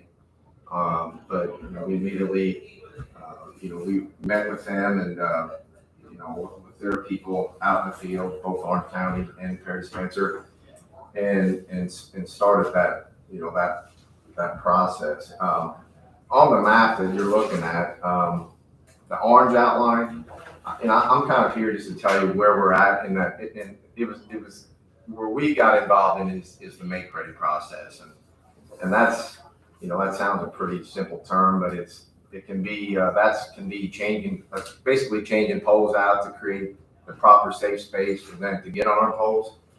That can mean changing poles out. That can mean changing the framing on it, reconfiguring the framing. It's pretty labor intensive. So there's a lot of work goes involved up front and then actually doing it. But I'll kind of start with PSC and I'll end with Orange County Fiber since Matt's here. But with Perry Spencer, they gave us about a 3-month window, both Orange County and Perry Spencer, to try to get us out in front of them. With Perry Spencer, we've completed Jasper's 1, 2, 3, 4, and 5 routes. That's in the blue. What you see on this map is the Perry Spencer completions, and we completed the Huntingburg route. Kind of just briefly, they're called Jasper routes, but the 1 and 2 routes is basically in the Ireland area. We were north, 550 west, 600 west, and then we came down through Ireland on 490, Stewart Road, and Division Road. That was the Jasper 1 and 2 route. That's how they would give us routes, and we would go with the Jasper 3 route. And again, for people listening or people in person, you didn't run internet. You went through and you looked for poles that needed updated. Absolutely. Infrastructure that needed change. Yeah. So that the folks that did the next section, they were ready to roll. So they were ready to come through. Right. And we were real close with Orange County Fiber and Perry Spencer.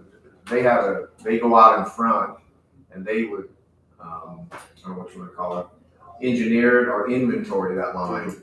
And then we meet with their people and just kind of make sure we're all on the same page. So it's a lot of upfront work on their part and our part to get out and look at it. But you're right, that's exactly what we do. We would get out in front of them on these routes and then send our crews out. The Jasper 3 route was basically down 162 south of Jasper to Brettsville. Jasper 4 route was basically Club Road area in St. Anthony over out to the Conservation Club and in that area. The Jasper 5 route was really the whole town of St. Anthony. We went north on Santine Road a bit and basically covered all of 64 from Brettsville to Kiana. It's a big area. And then the Huntingburg route we just finished. It was on west of Huntingburg on 64 and then down 500 west. So with Perry Spencer, we've probably, it's for 2,000 poles that they're contacted. We've changed out 145 of those poles. That includes about 60 miles of line that they were able to put their fiber on. And then we've invoiced the county through May. Our work orders, we've been started since December, but now we've invoiced you guys through May. Our June and July work orders are still tallying the material and stuff that goes in all that. So that's where we're at with Perry Spencer. Basically got about 60 miles of line ready for them to go, and they're already deploying on it. Orange County Fiber, a little bigger project, obviously. We've recently completed the north portion of the ring, which you see in orange. And I just to basically go through it, we've started up in the Total Water Treatment Plant is up on 545. Greg, I'm going to interrupt you again. So you're saying that everywhere there's color has been completed? Yes. Okay. And I say completed, that's being completed by On us. your side, correct. Yes, they'll be able to tell you a little bit more in detail where they're at, but though, what you see in blue is where Perry Spencer has either deployed fiber or can deploy fiber, and actually, I'm glad you asked that. We're done at the Huntingburg, we're currently working over in the Ferndon area with Perry Spencer, and then we're gonna move to what they call their Schnellville routes, which is basically Celestine, Schnellville, and Birdseye area. And then that will be done. We're hoping to get done with the Perry Spencer make ready work probably, I'm gonna say end of October, November. That's when we'll be done. Ahead of that. Orange County Fiber, that's basically going from, Du Bois, north of Du Bois up along 56 down to Hayesville, down into north side of Jasper. They've got a big, I guess what they call their ring, which Matt can, came down the north side of Jasper, went north of Jasper over to Ireland, down to Division Road, and might I add, they're in a lot of places that Perry Spencer is too. There's some redundant coverage areas, or where they're serving some areas in the same areas. So there were some areas we were doing work for both them and Perry Spencer, or that they were coming through the same area. But that route came on down, south of Jasper, across the Witts Bottoms, across 231, then went back into St. Anthony, towards Schnellville and Celestine. We did work for them, quite a bit of work last year in the Cusco Celestine area, so that wasn't included in this, but we did quite a bit of work for Orange County Fiber last year. But you can see there's a pretty substantial area that we've completed with them. We've changed out 235 poles for them, and we're covering close 90 to 100 miles of line that's ready. Where we're moving, this is all completed. We're now going to move up to the Du Bois Crossroads and go towards Hillham and Crystal per Orange County Fiber. They want to hit that northeast area of the county, and then we'll and also the Birdseye area. So that's kind of pretty quick summary of where we're at out ahead of them. But it's a 2-year project. Probably longer than that. But as far as with the county, it's worked well. It's taken a lot of our resources. We worked a lot of overtime and stuff to get all this done, and we'll continue to do. We've got some contractors in with Electricom, just specifically working on this, but to be able to keep up with our workload and this, we have to do that. So the pole work itself, when you replace a pole, are you adding the infrastructure as well that they will need wherever they are on that, or you just have it up and their crews come through? Their crews do that. We just, basically it's putting a bigger class and a taller pole in for the most part usually. Make ready work can also mean extending conduit risers that have wire coming out of them. They have to keep certain clearances from them. But we do everything just on electrical end, Chad. We don't, they'll come through later and put on their hardware, whatever, at the safe distance away. So they do all that. That's just all our, it's just for us. We don't do anything any kind of framing or hardware that they use. And when you mentioned redundancy a little bit ago, to where both companies are coming through the same area, might they be using the same pole? Yeah.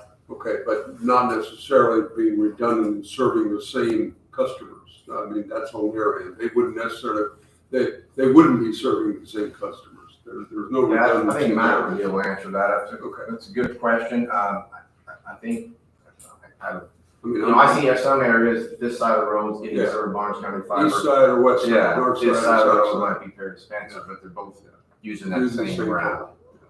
I've heard from multiple citizens that have said, hey, I've had a person from each of these entities come to my house or contact me. So I do think, well, only one of the entities is required by the grants that they've received to serve an area, but that doesn't mean that 4 companies could ask for those people's business. Right.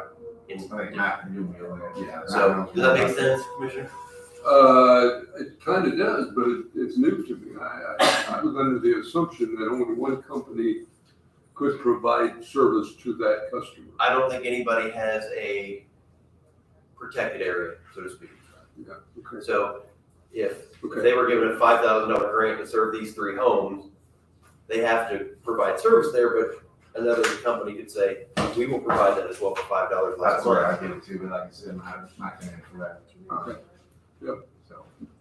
Mr. Gilbert, thank you, As sir. far as, let's get the idea of where we're at with it. Okay. So, Greg, I'm sorry, there's one more question. So this map shows where all the completion is done so far. You have another map that has all the engineering that says here's where we will go? I can get you that. I mean, I don't necessarily know if I need it today, but I assume. Yeah, somebody- I kind of just mentioned it, where we're going with Orange County Fiber is to the northeast part of the county at 56 and Hillham, and then the Bird's Eye area. With Perry Spencer, we're in Furman now, I think I did mention that, we're gonna just hit the Schnellville, Celestine area, and the Bird's Eye area, and then we're done. And that's October, November. You said. That's when I think we'll be done with Perry Spencer. We'll probably be all into next year with Orange County Fiber, or, if there's more area to cover. Thanks so much. Yeah. Good morning, thanks for coming. Yeah, thanks, guys. Good morning. Elmer, to your question, there's gonna be a little overlap, but the only thing more expensive than building fiber is overbuilding existing fiber. So neither company has too much interest in serving the same folks. Although, if we have to get from the west side to the east side and we build a fiber ring like we're doing through, around Huntingburg, and it goes through areas that Perry Spencer was funded to serve, we're probably still going to ask along the way, if anyone wants our service, they can contact us. And so that does create some overlap, but it's of the 5,000 or 6,000 we got to serve, I would say that's less than 100 type of scale. Just to help me understand, so back to what you're contracted to serve, certain census blocks, is that correct? That is correct. So Orange County is designated as, let's say this census block, to serve this census block, but if PSC comes by, they could offer service. They could offer services, and then it would be up, let's say it's a subdivision there, so it would be up to PSC if it was profitable enough to go into that subdivision and compete with Orange County. That is true. That is exactly how it is. Okay. And also, I think for clarification too, some grants went by census blocks. Now they've got it down to the address level, right? That's where it's all going, but yeah, correct. So far, what we've been awarded is by census block or a census block group even, which is a little less detailed, but the FCC is quickly moving us all to specific addresses. Okay. So you basically have to GPS the system, which in our world from electric side is not, we've been doing that for a while, so it's not a big transition for us as a kind of a fundamentally electric provider, but it is a big change industry-wide for telecommunications. So, and I just want to spend a few minutes talking about what we've done so far. Greg gave a good update on the Make Ready, and again, having those poles ready for us allows us to build the fiber very quickly.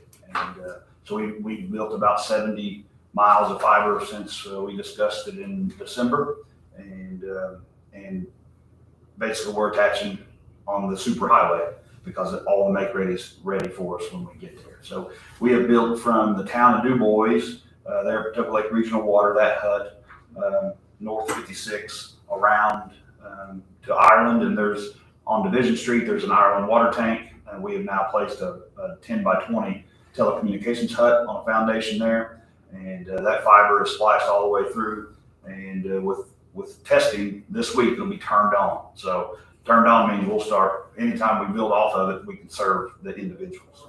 But that main line, about 70 miles has been constructed, and we've been focusing on deployment off of the fiber that runs from Pawtucket Lake Regional Water south to Ferdinand at the same time as building the main line. So serving the Eaches is kind of where that's where the value is, we feel like. Although the grant you give us to do, or Du Bois RAC to do the make ready, that, you can't have one without the other. So they're working together well. So we've deployed so that's the first page, is basically just reiterating what we agreed to in December and kind of the plan that we had to execute. And that's the green route around the north side of the county, and then the red route, which the red route was, we had some main line there already, we could deploy off that quickly. The circle route again represents the more of a wireless initial solution that we're not going to have to do much make ready initially, at least on the distribution side. Although we do have our ring will go through the center of that circle, so that we do so we can come back and deploy off of it. So that's kind of the gist. But basically, that first page is what you've seen in December and what we talked about. On the second page, turn that over, starts getting a little more detailed in what we've done so far. So everywhere there's a kind of a circle or a square polygon area, either green or in kind of purple or pink. I'm half colorblind, so I can't really tell what color it is. But those are the areas that we are deploying to the people.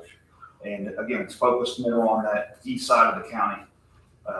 But next week maybe, all the FSAs that represent that yellow line, if you can see the yellow line that runs from the town of Du Bois on the east side of the county, north and west over to Ireland, all those FSAs will get turned on, and we will immediately begin deploying to all those folks, generally from an east to west kind of battle rate. And so that, again, all that's constructed, spliced, and that's our 288 ring as well. So all the work we've done in Orange County didn't require that big of fiber. We did all 144 backbone. With what we're doing here, that was all the 288 that we had on hand ready to go. So like this yellow line, we'll say, I'm just gonna pick an example. So that on 56, if I had a home on 56, within a couple of weeks, I could have a discussion with Orange County Fiber about getting it to my home, and then you'd have to schedule me a time to splice off. That's right. For lack of a better term. Yep. And so, does that mean a person that lived there could maybe expect a month? If you're 56, let's say east of Hayesville, 30 to 45 days, you'll have our service. That's great. Thank you. Yep. And just to go along through some of the numbers, we've installed 643 Du Bois County residents on our fiber network since at this time. 542 of those have been done since the signing of the agreement, and 100. There's a total of 198 residents on our wireless service, and 133 of those, that's more in that circle route that you see, have been deployed our wireless service there. Again, we have about 100 to 150 wireless applications that are pending. Once we get our wireless gear on top of the Ireland water tank, though that's basically like turning on the fiber. That wireless service will be distributed in and around mostly south and west of that tower, and we will immediately start turning those folks on too. So overall, Du Bois RAC has been great to work with. We've not encountered any construction delays, so the contractors hadn't had to slow down, or they've been able to keep up with the make ready, and that's really where we're at. Is there any other questions? I would estimate, Greg didn't share it, but would estimate we've spent maybe 600,000 of the $2 million that you provided us. And so with the main line, there's typically less make ready, just because we try to pick out 3-phase lines, which are inherently taller and have more clearance. But overall, we feel pretty good about that estimate that we provided you in getting us all the project done. For the benefit of the people that can't see the thing we have in front of us, it really looks like that you started with a ring. Like I said, you kind of did a circle around the county, and now you're going in and out of the smaller roads. I mean, that'll be the next phase, will be to trickle into the rural people. That's right. They'll go along a county road or something. Yeah. Yeah, in general, it's a ring all the way around the county with a cut through to the center that goes around Huntingburg. And so that allows us to be redundant in case of a main line cut. You can route the light the other way. It just gives you some redundancy. So far, I feel like installs have been going well. The folks that we've installed are happy with our service that we get the feedback from. That's one of the pains we've had is actually on the wireless side more is installing the towers at the local home. So if you want a wireless service and you need a 50-foot tower, it's finding that contractor that's willing to go do the eaches of that foundation work because it's extremely labor intensive, almost manual labor to dig the 6x6 hole, and anyway, it's hard to get equipment and stuff. So that's one of the biggest pains so far, is just getting those individual towers built. Now, you have opened an office, or you are in the process of opening an office. Is the office open on Third Avenue? Yes, the office is open on Third Avenue. And if a resident has not heard from you or have not heard from PSC, they want to know, what their future is. They want to know if they're going to be served. Can they stop in there and be told? Yes.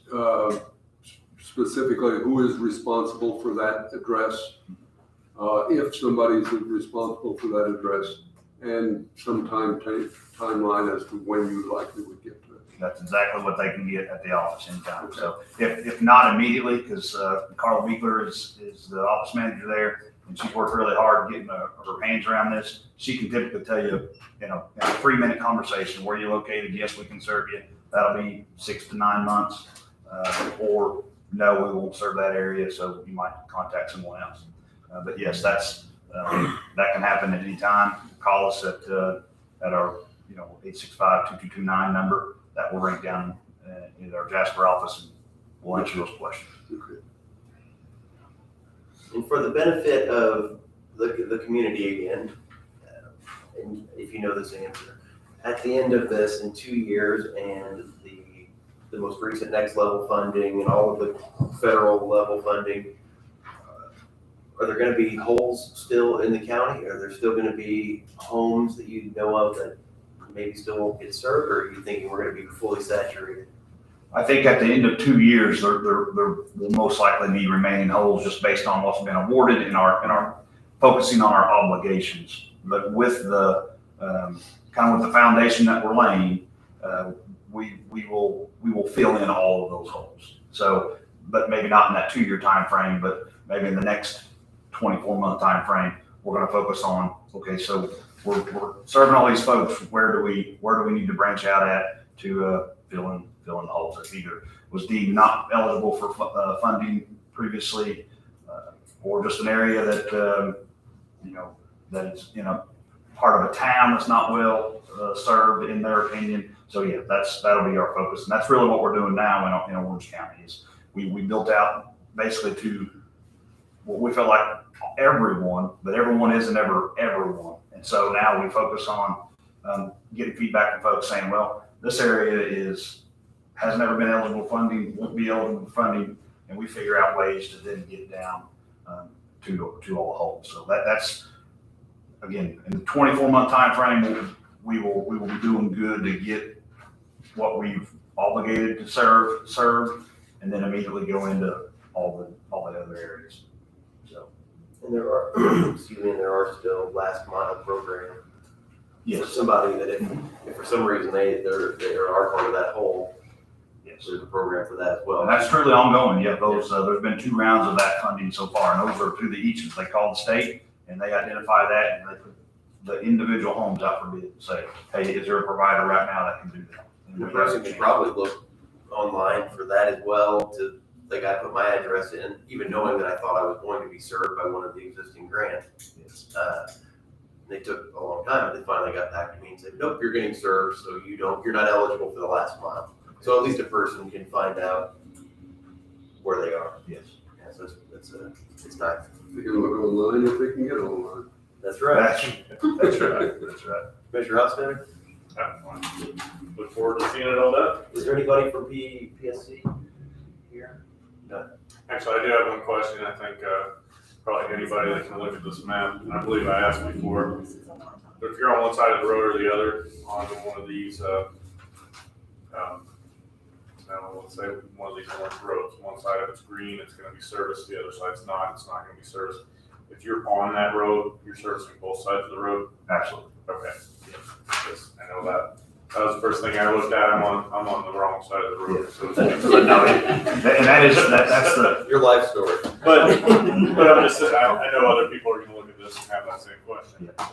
yeah, if we're building fiber down there, we're building there. I think this was a good update, and I know that if, there's probably not a whole lot of other issues that get more attention than this at this time. So And it's we're excited to absolutely learn more about our company's number one priority right now, and so we're happy to be doing it, and the folks take a lot of pride in serving those. The feedback is amazing. I'm literally starting a ledger for some of the feedback, because it's just, for some folks it is life changing, and it's a good place to be. So we're looking forward to continue to execute. it. All right, Mr. Deaton, thank you, sir. Thank you. Thank you. And I think maybe one. No, you asked the right question. Okay. Thought we had a question from the crowd, but we don't. Anybody else have a question for these folks? This is your chance. All right, that's great. Thank you, appreciate it. Thank Couple minutes. Okay, now we'll take a couple minutes and we'll get back into work.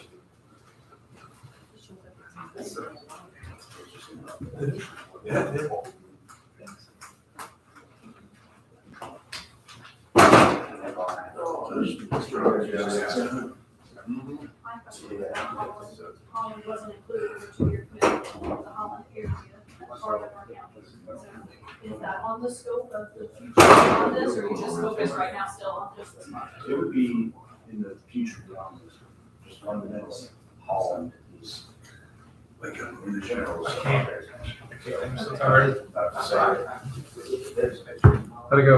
Yeah. I'm maybe You more were- I interested could in tell you were entering the on- halls of yeah. slightly bigger towns. When you only asked me one question, I was like, this dude's on it. Yeah, no, I got it out. It was fun. Like I said, it did a rough draft. I told Marcos for it, that we submitted, no problems. Cool. And She that had, within this- Cool. she had an issue on her spreadsheet, we're trying to fill out. She had one is like numerical, or Sam number is alphanumerical, so it's got letters in it as well. So we had to put that, I had to call her, and she changed that in a minute, I had to go in again, so we were ready to roll. Well, and I was a little embarrassed, I ran through that, project list and it wasn't in there, so I was sure the trails are in there, but I sure didn't see it, but I mean, it falls so far under that full quality, place quality of life. You know, it's a- It was mentioned, trails were mentioned in the verbiage, so I. Were they? Okay. I just nibbled that a little bit. I even, I was the one responsible for it. I couldn't even find it, so I'm glad you found it. Yeah, we've got how to nip it a little bit, but it made sense, like I told it. I appreciate you, sir. Yeah. Thank you. I hope it goes, I hope, that it's fairly quick on the review and we can Yeah. find out. She said it was gonna be, I'm sure, her timeline she had was pretty aggressive. I was like, well, Awesome. cool. I'm gonna check with her to make sure, because there were some other folks that were doing some letters. I don't want to keep track so that we can say, gather around and be a cheerleader if we need to. Anyway, thank you, Dave.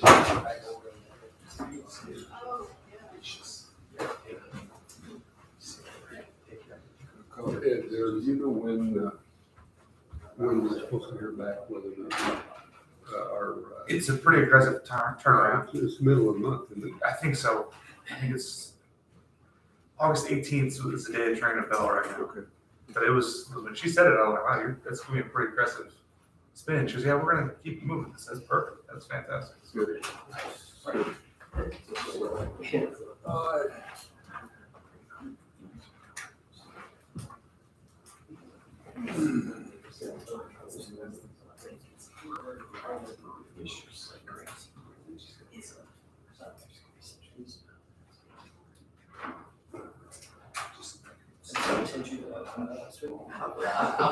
Yeah, that's all I have. The track is different, so.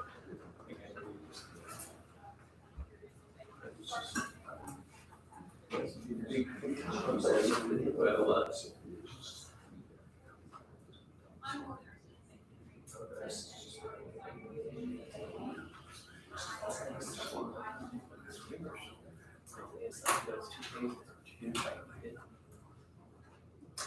think they get the one version, the other two. Did you watch those?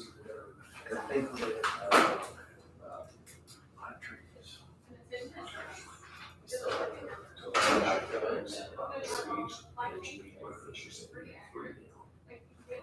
and then we had this one, we're moving pocket and the gender is but I can't we make decisions. It's like,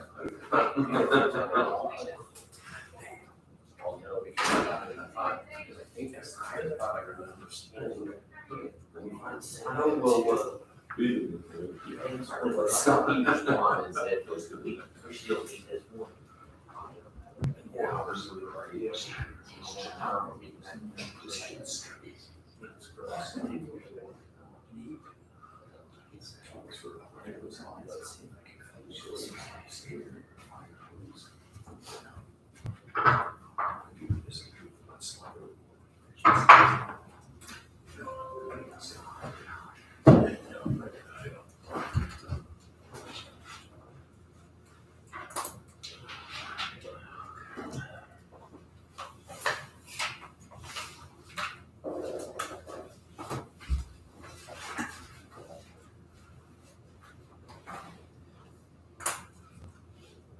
We're prepared to continue? Mhm. I believe so.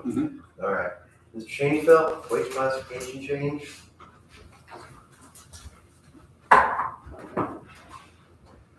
Good morning, gentlemen. Good morning. My request this morning is for a reclassification of the job descriptions in my office. I had originally thought I was going to be presenting this to the county council as part of my budget request this year. Sandy was kind enough to alert me to the fact that actually the job classification changes need to be brought to your attention and approved by you rather than the county council. I had prepared a letter, which I trust she forwarded on to you, that's dated to the county council, so I apologize that I've got a letter that's not addressed to you and that I'm dealing with salary issues, which are really not directed to you. So the part of this, the letter of June 29 addressed to the council that relates to my request to you is actually the second and third paragraphs. The one request is I have a job classification of a secretary, and I'm requesting that that be changed to caseworker. I really don't have, not really, I don't have anybody in the office that's performing what anyone would think would be historically called a secretarial function. I probably did in the past when the office was connected with my full-time practice, but that's changed. Nobody does secretarial work. They're either a caseworker or an administrator, which also she does casework also, but she's also serving as the office administrator. So that's the first request. The second request is I'm asking to change the classifications of, and I may have phrased this improperly, I say the two caseworker positions. I'm assuming it changed from secretary to caseworker, so it's really currently the caseworker position and the secretary position. Right now in my office, if you look at the job classifications, I've got an administrator, I've got a caseworker, I've got a secretary. So I'm asking for the change from secretary to caseworker, and then for both those caseworker positions, that they be changed from a COMOT 2 to a COMOT 3. I hope I'm pronouncing that right. I don't know what COMOT means. That's the job classification. And as I say in my letter, the argument for the change is that, to my knowledge, there is no other full-time office type position in the county that has a COMOT 3 job classification, that has a COMOT 2 job classification rather than COMOT 3, except for two positions in my office and a county agent administrative assistant position. Everyone else that does any type of office type work is classified as COMOT 3. And I don't see any rational, reasonable justification that I would have the only two employees in the county doing that type of work that don't have a COMOT 3 like job classification versus COMOT 2. How it ever got there, frankly, I never really knew there was that distinction. I just accepted the COMAT 2 classification as being appropriate. Part of it might have been that one of the positions at the time this was all created might have been considered more part-time than full-time, and I did have a position in the office that was part-time until this current year. This is the first year that it went from part-time to full-time, so that might have been part of the mix why it ended up that way. There are other office-type positions in the county that have a COMAT 2 classification, but they're all part-time positions. And so I guess for others, that's the distinction. I'm not here to make an argument about that. I guess I do question why the classification would be based on how many hours you work rather than what you're doing.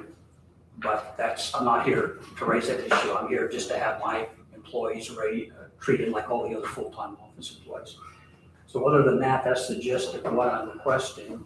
I can answer any questions. I think your point on that too, that's something that we discussed earlier today. I'd like to know in more detail what's a COMAT 2, what does that mean? What skill level, because it shouldn't matter if you work 1 hour or you work 50 hours, if you have a certain skill, I think it seems to me that would be categorized within a certain level. But like you said, that's classifying people probably isn't, or getting into a big discussion about that probably isn't the case. And there are a number, Chad, if you look, there are several part-time office type employees that are classified as COMAT 2. Right. Yeah. So sometimes, like I was telling them earlier, maybe we want to pay them a certain level because it's a part-time work. So part-time work is generally paid less. So maybe they fit in that category. It makes more sense pay-wise, not necessarily classification-wise. And it's something we're going to continue to work on. Right. As far as what you were saying, though. The other thing, Chad, I'm sorry for interrupting you, if I may interject, also the part-time employees don't receive benefits, and benefits are a huge deal. You know, if you're young, maybe you don't appreciate that, but as you get older, you appreciate how good, how important benefits are and the expense it costs the county to provide benefits. I know you see that. So. Yes, sir. No, but when you first sent that email and you said, my people are the only ones at this range, I'm like, shame, but I know what he's talking about. And I'm like, this is why I asked her. That might have been from prior experience. Yeah. But you were absolutely right. And the people in your office, from my knowledge of them and knowing the quality of work they do, the kind of work that they do, is of no less. It takes a same level of aptitude you would need with people that are in the other levels. But that's the COMAT 3 level in other offices. So I think your argument has merit for sure. Yeah, no, I think I think you're right in that's where they belong is in the COMAT 3. How they got into COMAT 2, and I think, we've slept a few times since all this was set up. And to your point, Chad, I don't know that there's an objective level of what's a COMAT 2 and what's a COMAT 3. It's more of a general perception of what experience level and what quality level or qualification level they have to get to that. And so in some cases it comes back to, well, we're doing these people here and these people here, and these are more like this and that's more like this, and part-time is a lower wage. And sometimes it comes back to what's the proper wage scale for this individual. And that's where we get into the part-time, and I understand the benefits and all of that sort of thing. And my recollection is that maybe this one was like that, and that's how they got into the COMAT 2, was to achieve a wage scale that you were comfortable with at that time. And like I said, and this is just kind of from my recollection, a wage scale that maybe you were comfortable with at that time. And I don't know if it had to do with your employees in your private practice and that sort of thing. So where we're at, but that's all water under the bridge. That's how we got there in the first place. Now where does it need to be? I can address it very briefly, Elmer. I think that's all very correct. And my recollection of it all is is I was satisfied with the wage scale. I will say that I was satisfied because I thought it was a wage scale. The way it turned out to be was not a wage scale, it was a set wage. And in the past, when I requested greater than the regular routine increase for an employee within the wage scale, I said, no, this is all we're giving this year. So what turned out, what was represented to me initially as a wage scale, in practice, wasn't a wage scale at all, it was a set wage. Now, I did get some flexibility with an administrator. There was a program initiated by you, or by the council, or by the county, I should say, both groups did it, where there was an opportunity to get an increase over and above the recommended increase within a classification. And I took opportunity to do that and use that, and I was able to get something more for my administrator. But with that exception, and that was for this year that we're in, that's the only time that I haven't been bound to the set wage. So from my perspective, it was represented as a wage scale, but it's never been a wage scale. And the other thing is that admittedly, I was satisfied with the wages as they were set at that time. Of course, they've been adjusted for increases over the years. But if it had been represented, well, here's how we did this, Bill. And by the way, you're the only office that has office type people that are Comont 2. Everyone else could be Comont 3. I would have said, well, what? Why is that? And that light bulb didn't come on until now, and that's why I'm here. The other thing, and I would say that if someone said, well, and what you're saying, Elmer, and I don't know how you get Comont 2 versus Comont 3. Everyone in the county who has an office job should be Comont 2, not Comont 3. I'd say, okay, my point is, I'm the only one that is Comont 2 and everyone else is Comont 3. And that's how I would, say it. But you're right, it's water under the bridge now. Probably from my experience, what has happened is you weren't the only one in Comont 2 at the beginning. And then we have other people come in and they do what you're doing similarly. It's like, my person doesn't really belong. And we take them one at a time. And so it eventually fixes itself. And the same is true with the wage scale, and you're right, in the beginning, it was more of a case-by-case basis. And that was the council, and I can't speak for them, but it wasn't until recently that they have developed a process by which they evaluate those changes over and above the annual increase, 3% or whatever it is, over and above that. And that's what you're referring to. I think that you were able to do that with one recently for this current year. And it's only been probably a year that they've been doing it. And it kind of came about with the institution of the HR department and being able to do that. Yeah, and I don't know. In a uniform way. Right, and you're inferring that process still exists, and that, I didn't really know that it did. I'm gonna be, as you know from the letter, because you got a sneak preview of what I'm gonna be asking the council, assuming I get approval of the CHIP classification, I am going to be asking for more than the requested 3% of the council to reflect the changes in the classifications. So I didn't bother inquiring about the other process to get increases. I didn't know. Nothing led me to believe that just wasn't a one-shot deal for this year. I didn't know that was still in play. You could still do that, in other words.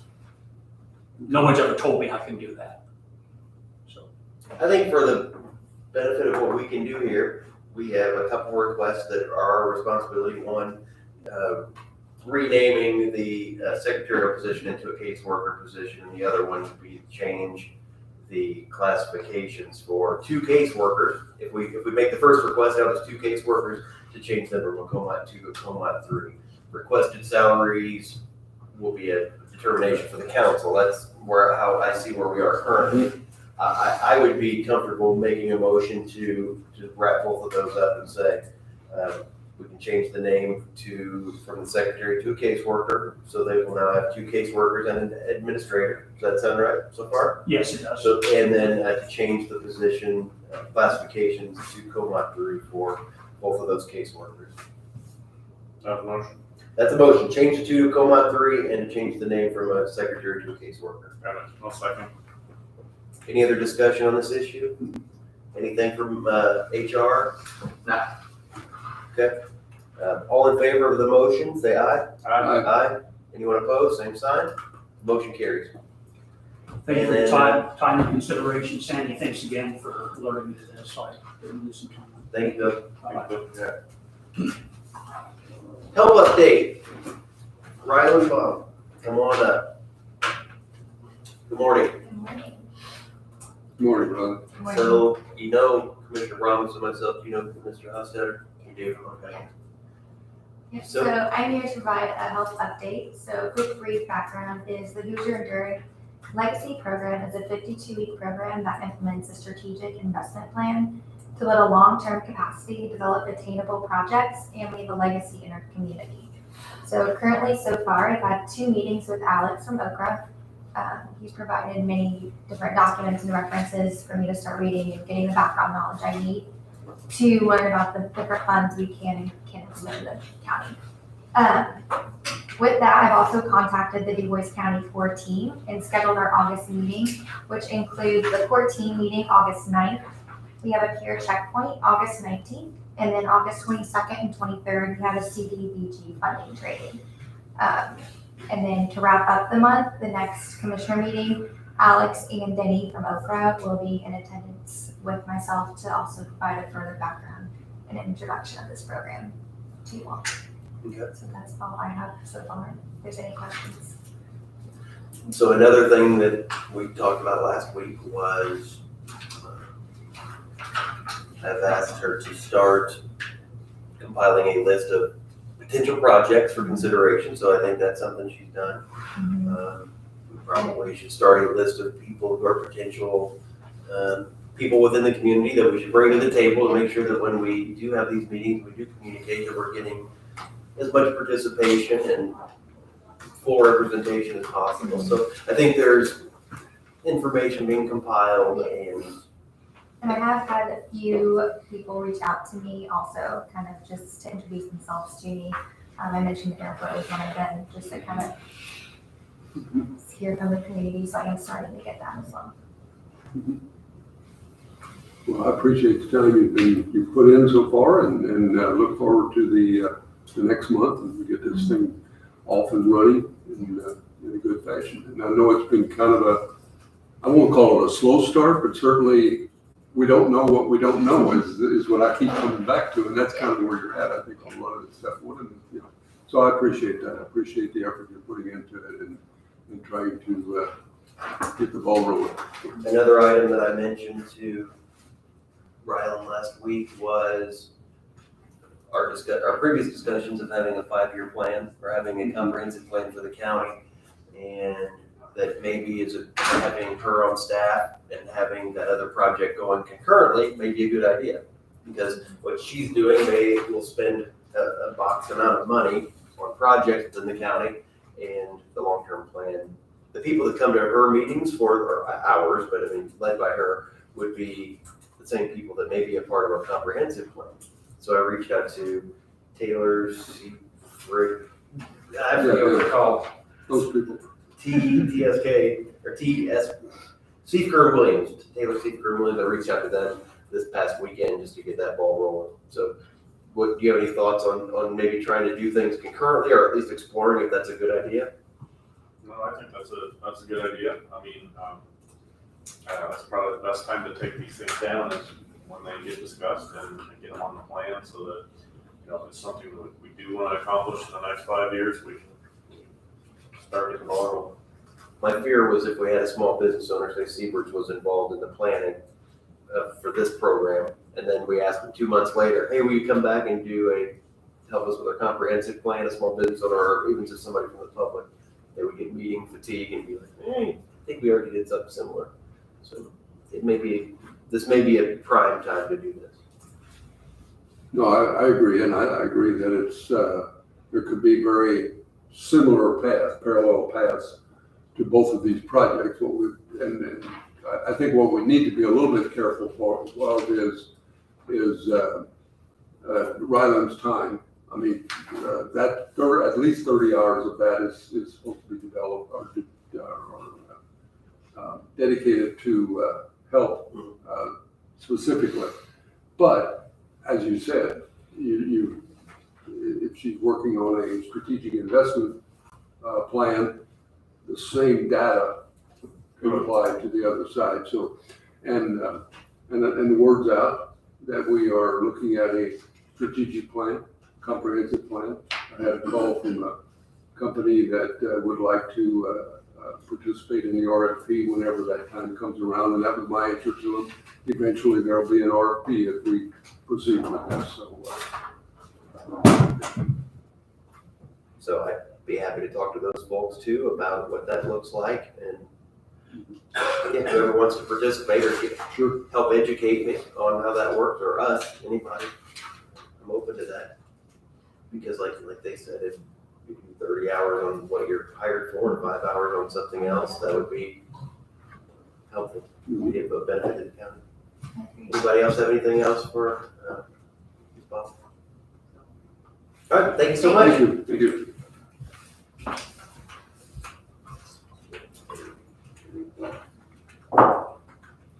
Marky.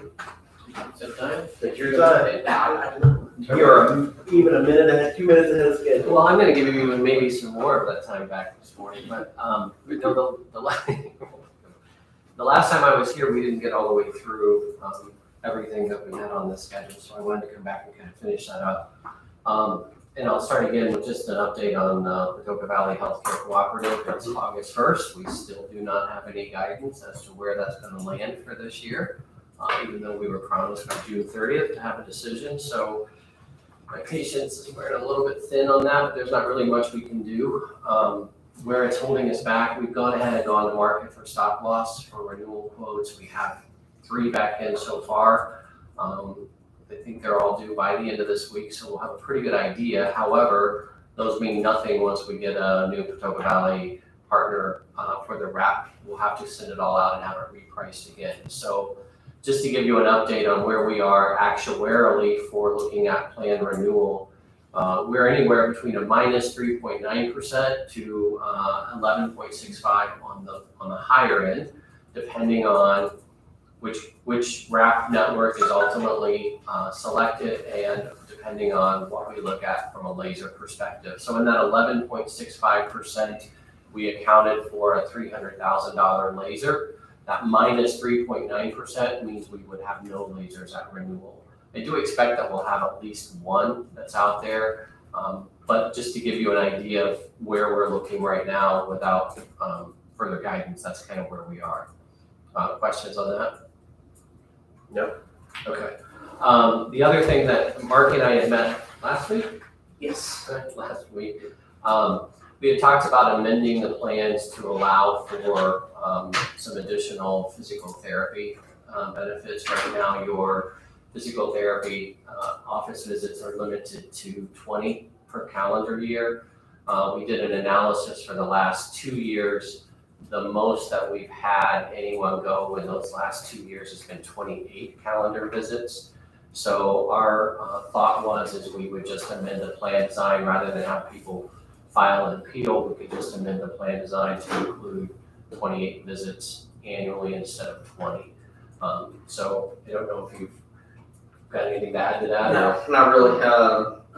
Like I said, that's where the data's been at over the last few years. We've been getting some reports in from Patoka Valley on an annual basis, and the cost behind it would be very limited. I think it would open it up to a better position. Just like you said, adding those Section 8 appointments would help. So how does, so 20 is just a number pulled out of the air, just like 28 kind of is? 20 is somewhat standard in the industry, and that's probably what we use.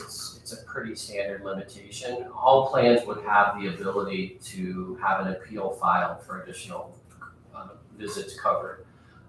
This is just an effort. Now, I say that in the last 2 years, we've only had a total of 4 employees that have exceeded that 20 visit limit. One had 22, one had 24, and the most we had was 28. So only four people in your employment have gone over that.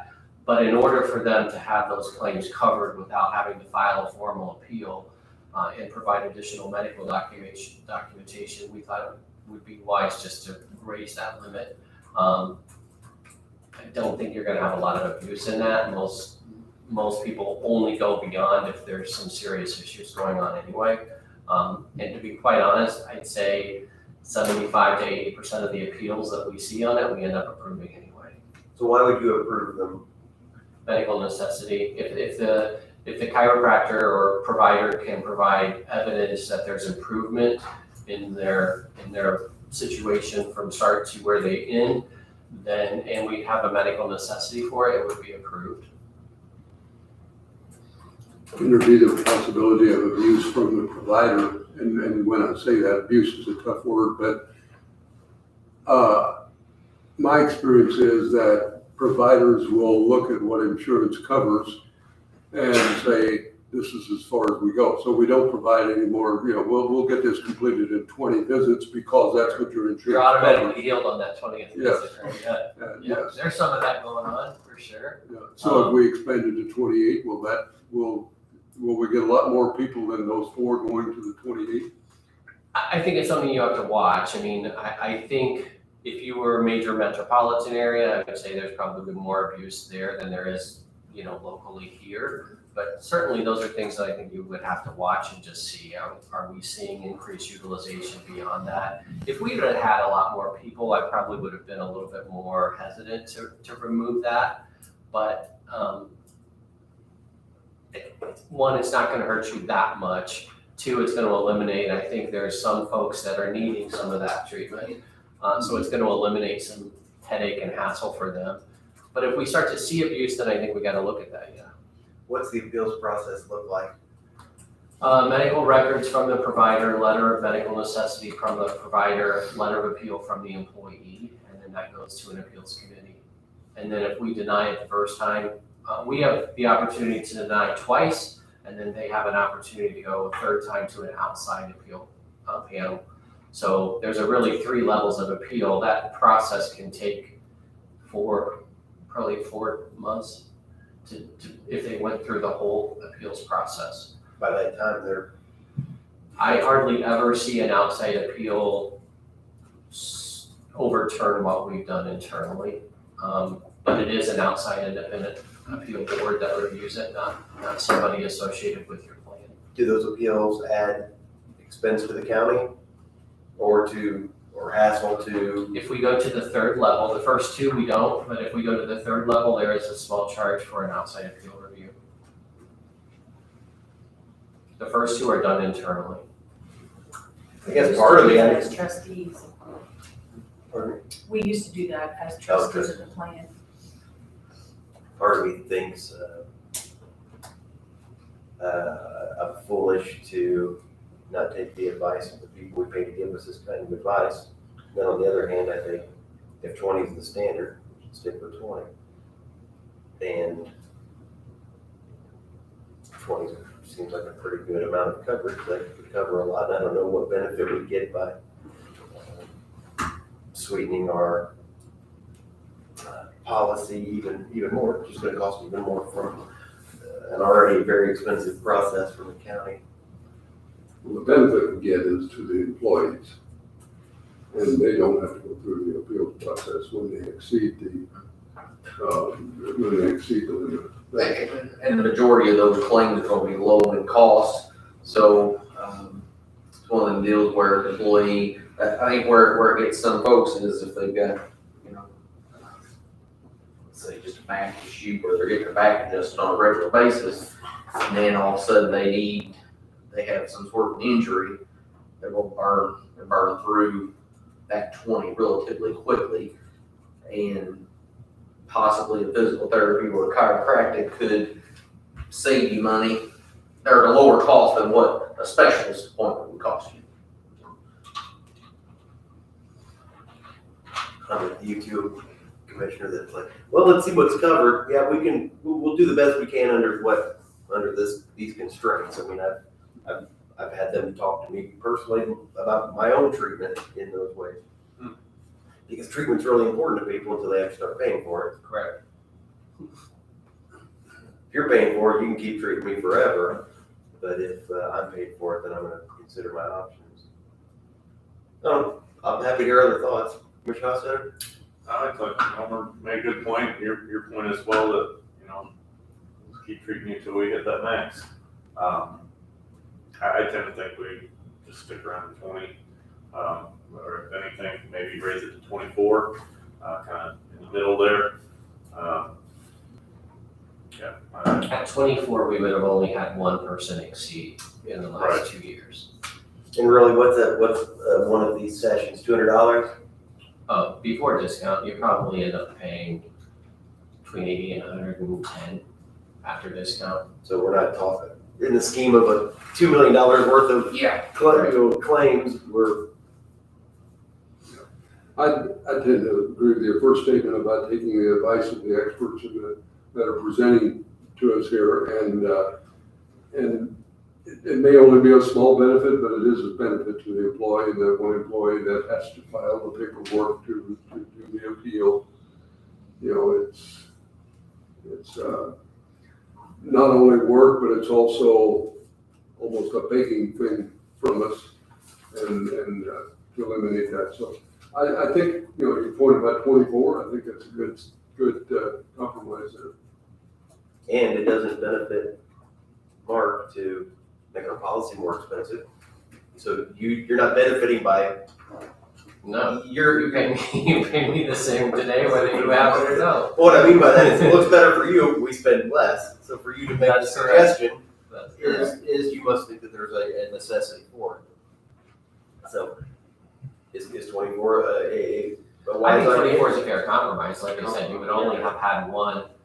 The whole intent behind this is if we can treat with chiropractor, that's going to be less expensive than a pain management treatment. So a lot of times what happens is we hit that one block, and the next thing they do is they go into pain management, and that gets way more expensive. So the thought is hopefully we could reduce the turn into pain management or even into some sort of surgical fix by increasing the chiro benefits. You know, and it might be one or two people that go first and 15th every month to keep themselves in line. Their spine work or something. So I think I'm fine with that. So let's so you'll prepare a modification document and we'll sign it at a future meeting. Yeah. And will this become We would probably get this change effective 1/1 of next year. So yeah, it'll just be, we'll do an amendment for January 1, but I don't think we need to do anything right now. Any problem with that? Nope. Okay, that sounds good. Thank you. The other thing that we had talked about last week, Marky and I did, was your mental health provider through LifeSpring. We are going to go do a full RFP this year for other providers in addition to just to see what else is out there. The utilization is a little bit lower than we would like. And so I think, frankly, having some outside the area mental health counselors and not everything local could be an advantage. So we're just going to go to market and test that and see what we get back. So more to come on that. But are you also going to look to change have somebody and then you have to take it? Be a good time to have a contract negotiation Yes. with them as on the other side of an RFP. And you're only talking about one little segment of what LifeSpring services is supposed to be for DuBois County. We pay a big fee to LifeSprings every year for their services to DuBois County. Right. But my question for you is, you operate in a much larger area than, in other words, you come in contact with a whole lot more of those mental health providers than LifeSpring. Mm-hmm. Is there an evaluation that you could provide us as far as the services we're receiving from LifeSpring? There's a lot of discussion around the state that we would like to see some competition in that segment, to where we can go with LifeSprings or we can go with Company X over here. In other words, we almost put out an RFP for that service rather than just dictate it. We pay $300,000. What is our number now? $350,000.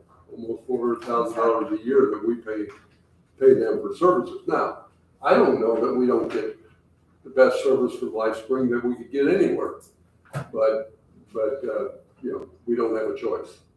And so there's a lot of discussion about that, wanting to have a better choice. So I didn't know whether you or anybody could provide feedback on to what you see from the various providers throughout the state in that area. Yeah, I actually have a couple of clients that work in that space. So I certainly can provide you with what we're seeing they're doing, as well as some of what the national carriers are doing, if you would like. Our RFP would be focused on the employees of Du Bois County, but what you're saying is, could that also spill over and give us some idea as to whether we're getting what we should be getting for our 400,000 on the county side? And I think my limited understanding of it is there could be competition currently, but the hurdles to make that happen are very high. That's right. That's right. If you want to, and I don't know, I can't describe the hurdles completely, but yes, if we would want to fire LifeSprings, for example, it would be difficult. We'd have to have a replacement. It could be done, but it would be difficult. And again, we're not saying anything bad No, about them. no, we're not. They may be the best out there. I just don't know. Well, I'll certainly look around and kind of feel things out, and if nothing else, give you some, what I find. Yeah, just a little insight. Sure. Next thing that I had, at one point, we had talked about having kind of a year-over-year review of what your expenditures have looked like. So I apologize. I don't think we got through this last time, did we? Probably so. Okay.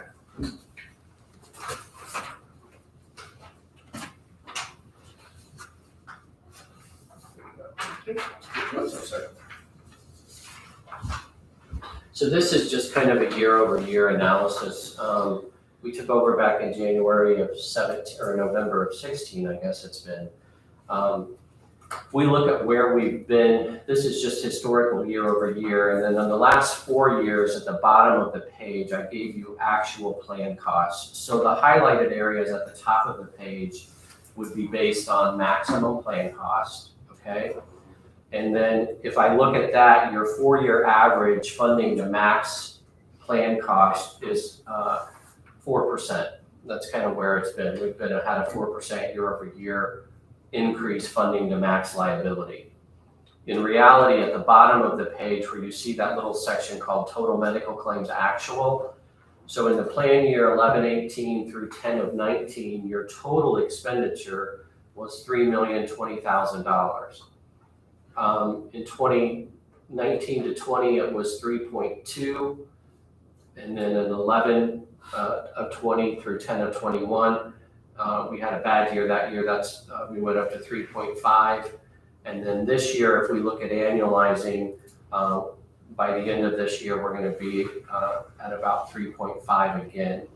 So our 3-year average year over year for the last 3 years of actual plan costs are about 5.25% if you ran those numbers. So with medical trend running at about, right now medical trend is running at 6, pharmacy trend is running at 8.5% for 2020. You guys are still certainly within the curve on that, a little bit below the curve for what we've seen. Your spend is on par if you look at your annual, if you remember your annual review with what Kaiser has spent. Kaiser shows as a Midwest average. I think we were right on that number last year. So this kind of just gives you a year over year how we performed. If you look at the plan year 20 to 21, that's the year we had almost $500,000, $491,000 paid back to us in spec claims.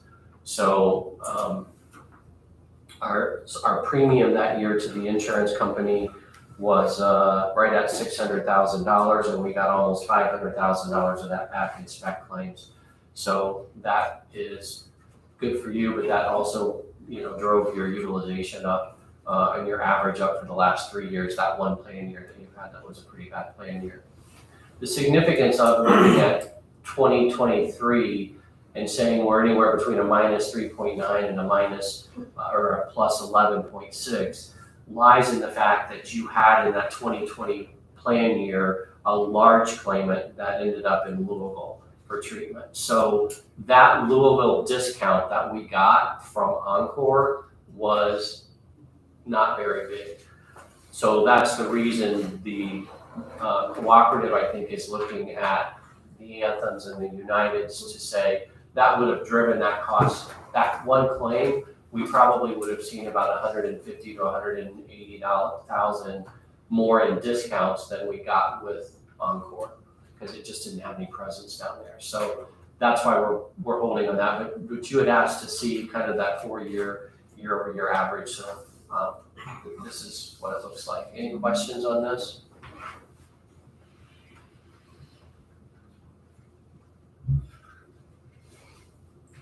I'll let you study it, and if you do have, you can email me. I'm happy to answer them or save it till next time I'm back, and we'll talk about it at that point. That'd be good.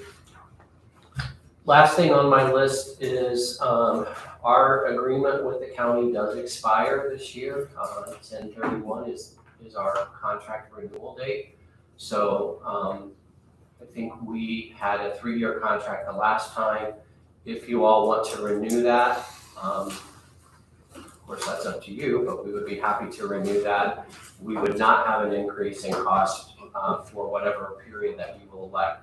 I will tell you that as of this last contract, if you were to renew our contract prior to January 1, it would have no escalation clause in it, meaning that you would pay the same each year of the contract.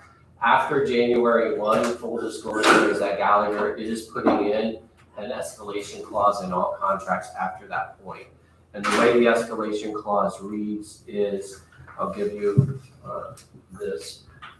It says, the parties hereby agree that direct client fees for consulting services specified in this contract shall be increased by an amount not to exceed 3% annually. So before January 1, you don't have that language. After January 1, you would have that language. And other than that, I just wanted to point out that our contract with you does expire 11/1 or 10/31 of this year. So That almost sounded like that was a maximum. it is. It's anywhere between 0 to 3%. But Yeah, but what you're saying is, if we renew before, it would be 0. Correct. There would That- be if no increase. For whatever amount, whatever period of time that you extended the contract by, that's correct. That language goes into play January 1. Mark, are you sure that's not next year that it expires? Well, because yeah, we've had that It conversation. was 23. you have it as what, 23? He thought it was. Right, we had that discussion earlier. Because Marky was here when we redid the last one, And I've been here 3 years, just 3 years. this This- last month, Yes, so. And we did a 3-year contract after I was hired, yes. so. You know what? I stand corrected. You're right. It's 11/1 of 20, and it was a 3-year contract, so it's 11/1 of 23. So Trying to give us an opportunity to. Don't want to do See, Mark. Well, I will say this then, since it does expire next year, a way to get around that, if you want to extend this one, you can extend this one for longer. You still have the cancellation clause, which I think was 30 or 60 days in there, so you can cancel it, but you would eliminate that escalation clause. So just something to think about. Okay. Any- Because I was looking at Mark and like, did you tell us? What's going on, Mark? Yeah. Come on. We've been through this. Because I asked you multiple times and you went, no, it's not this year. Time flies. Anything else from you all that I need to address? I do have one other thing I want to share. I got an email from Patoka Valley, August 11th, we're having a meeting. So another week and a half, well, I guess we'll find out what's going on. So, What's the worst thing that can happen to us? Nothing. Right now, it's between Anthem and United. Both carriers have agreed to allow Unified Group Services to access their networks. So that's what we were worried about. That's what we were worried about. And they just, I guess they just come around here after, I think we were probably getting pretty close to making a decision. I'm sure Anthem come through with one final, That was the last we had for Anthem. They had originally said they would not allow Sci-Ho or Unified to access their network because of competitive data. United said right out of the gate, we would allow it, so Anthem came back and caved on that. So nothing really impacts you other than we just need to know from a contract perspective before we can sign renewal contracts what we're dealing with. so as soon as I find out, I'll let you know. That way we can move forward, hopefully get renewals locked in, hopefully, and you can be involved. So, yeah. Works for me. All right, thanks everyone. Thank you for coming in. Did nobody else say anything? No. Somebody gonna talk to us about Kids Day? Or are we gonna, about 5 minutes early? Kayla, no? I wasn't here last week, so then it's my first, so I don't know what you're into. Okay, we'll just wait a little bit. Well, how about this? We'll do, we have our minutes from the July 18, 2022 meeting. Does anybody have any changes or corrections? Did you talk to? I'll move that we approve. I'll second. All in favor? Aye. Aye. Motion carried. Well, it's not gonna look like it. Okay. But she was planning to come. Okay, thanks. Bye. She said she got by email, but she was supposed to be here, so maybe it's just not 11 o'clock yet. Okay. We have the payroll from the last period. Any changes, modifications, questions? I'll move that we approve. As seconded. First and second, all in favor? Aye. Motion carries. And so Cindy, I'm assuming that these were printed later. They just weren't put inside of the book. I just didn't stick it in there. And I've reviewed them all, and I believe the other commissioners have had time to review them. Are there any changes, questions, or anything on the claims against the county? No. Okay, I will move that we approve them as presented. Second. All in favor of the motion? Aye. Aye.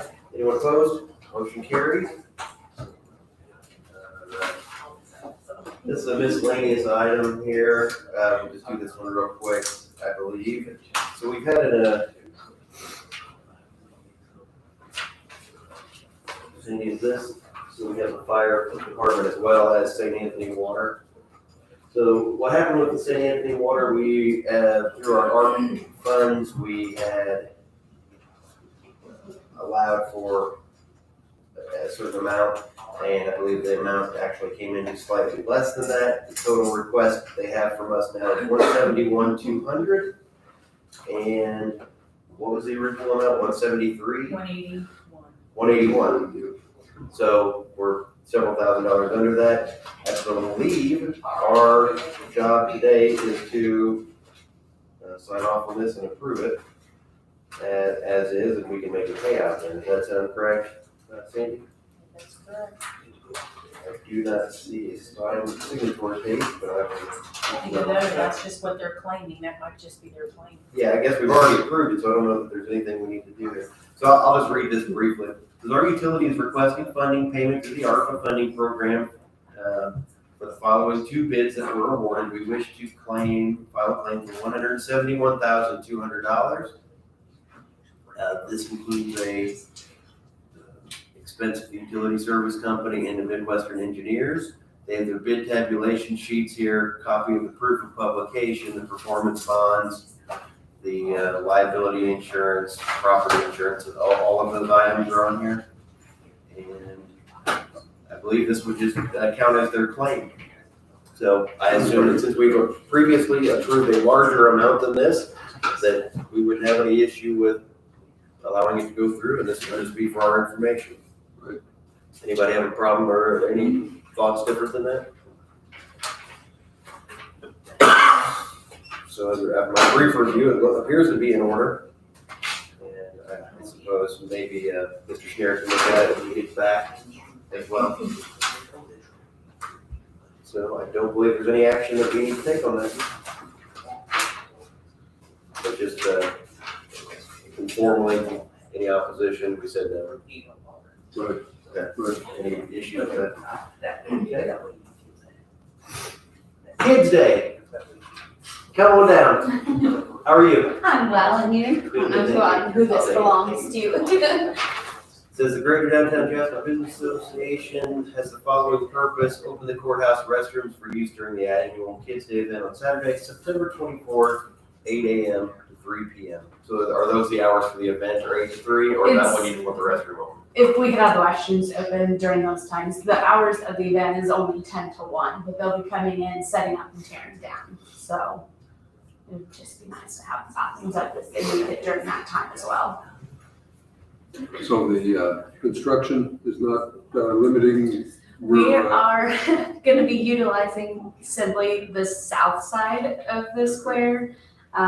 So possibly in front of, like Seabirds down the corner, like past Beckman's, possibly over by just Whimsy and up by American Mercantile. But definitely, depending on how many participants we have, we will probably go down past like finishing touches and towards that direction. We really wanted to keep it up here because the kiddos are learning about entrepreneuring and doing that. So I'm like, oh, we'll have it in the business district as long as we can. So, yeah. Okay, this is for the public. This is where a child can set up a booth where they make an item or they sell an Absolutely. item. There was food booths and Yep. crafts. Yep. So kids K through 12 can come on down, sell what they've made, and I need a signature on. funny. Anybody have any questions or concerns about this? Do I need to do anything with the restrooms or anything? Do we have any concerns with this? Do we want to approve it first off before we tell her she needs to do anything? I'm fine with it being open again. Yeah, no, I am. I mean, yeah, it's the same as we've done before, right? Okay, first I'll move that we approve the use of the restrooms on Saturday, September 24th, approximately between the hours of 8 a.m. and 3 p.m. I'll second. Got a first and a second, all in favor? Aye. Aye, motion carries. So what'll happen next is, you have a phone number? 812-630-6335. So we'll let our staff member that helps with this know that this has been approved. And if it goes how it usually does, I'll open and close it. And if there's any issues, he's got your phone number so he can be in touch with you. Perfect. Okay. Thank you so much. Good luck with your event. Thank you. welcome. Hopefully it goes well. We'll see.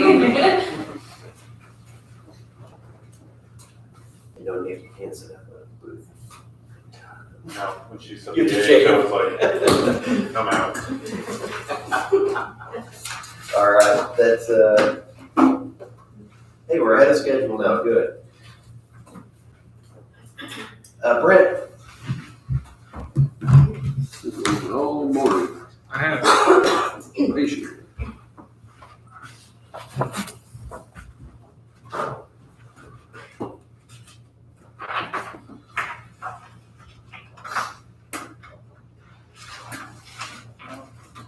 Come on. I'm kidding, so you can get you a second. There you go. You want to go last? That's right. This wouldn't, the top one will not come apart. A lot of room apart.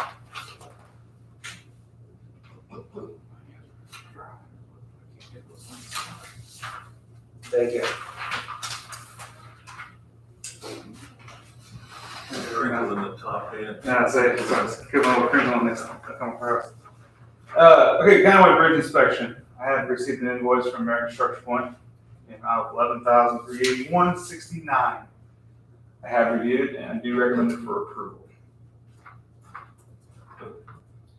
We're under contract with them, we're still under budget, or at the budget, so I'll move that we approve, paying the invoice and the amount listed. I'll second.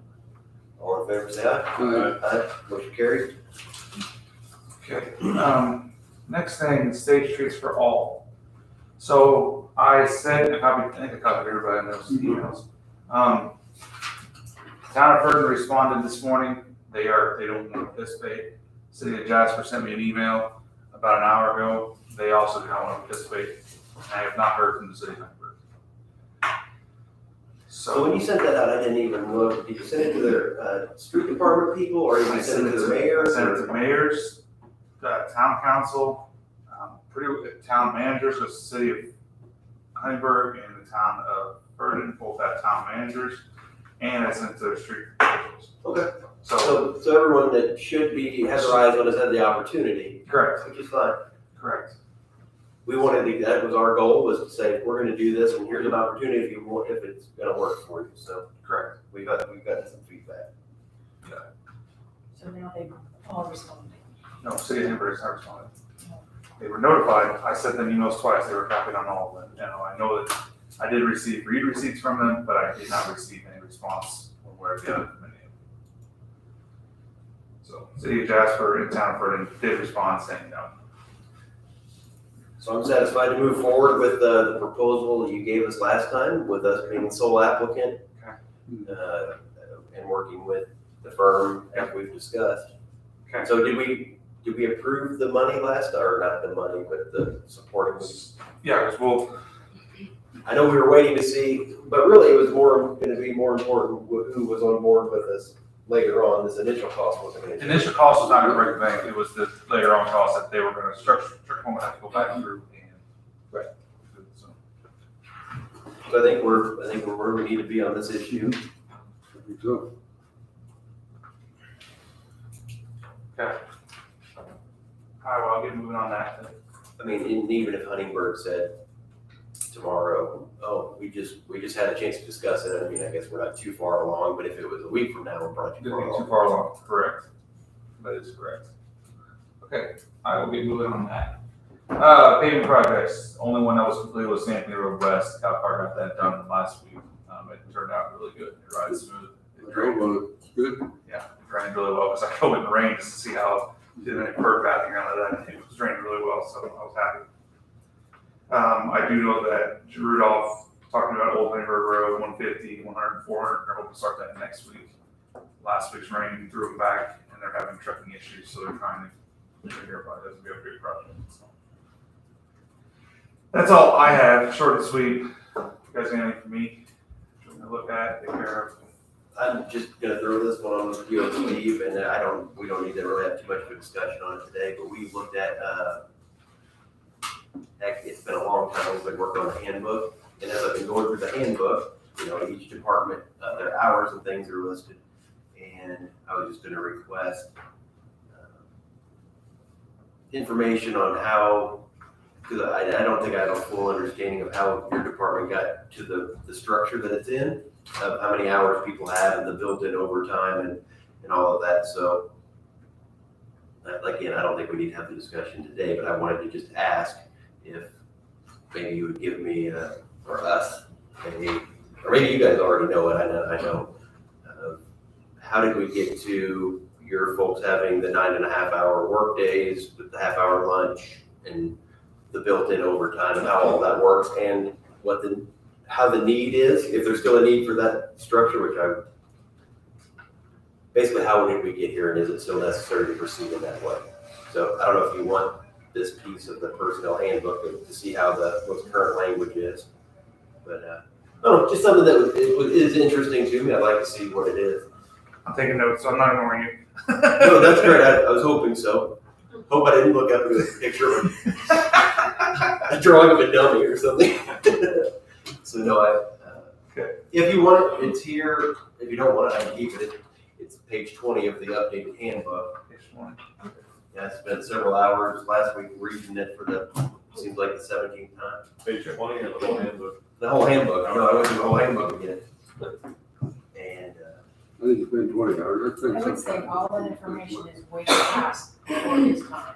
It's way past my time, I don't forget that. so I guess the reason I brought it up, I thought it's just to me, in my experience, it's an unusual structure. Because overtime, in my mind, is something that is as needed. it's, I don't want to use the word rare, but it's on an as-needed basis, so I was thinking, can the needs of the department be such that overtime is required year-round? I would think with a lot of businesses, if you're a factory or you're whatever, that there are some times of the year where you're not as busy as other times of the year, and the overtime wouldn't be required at those times. And again, I may be completely ignorant of the situation. I'm not saying, hey, you're doing something wrong, because that's probably not the case. I just don't understand. So This was in place long before I got there, and from what I understand of it, I think there were some periods of time where the highway department did not get a raise.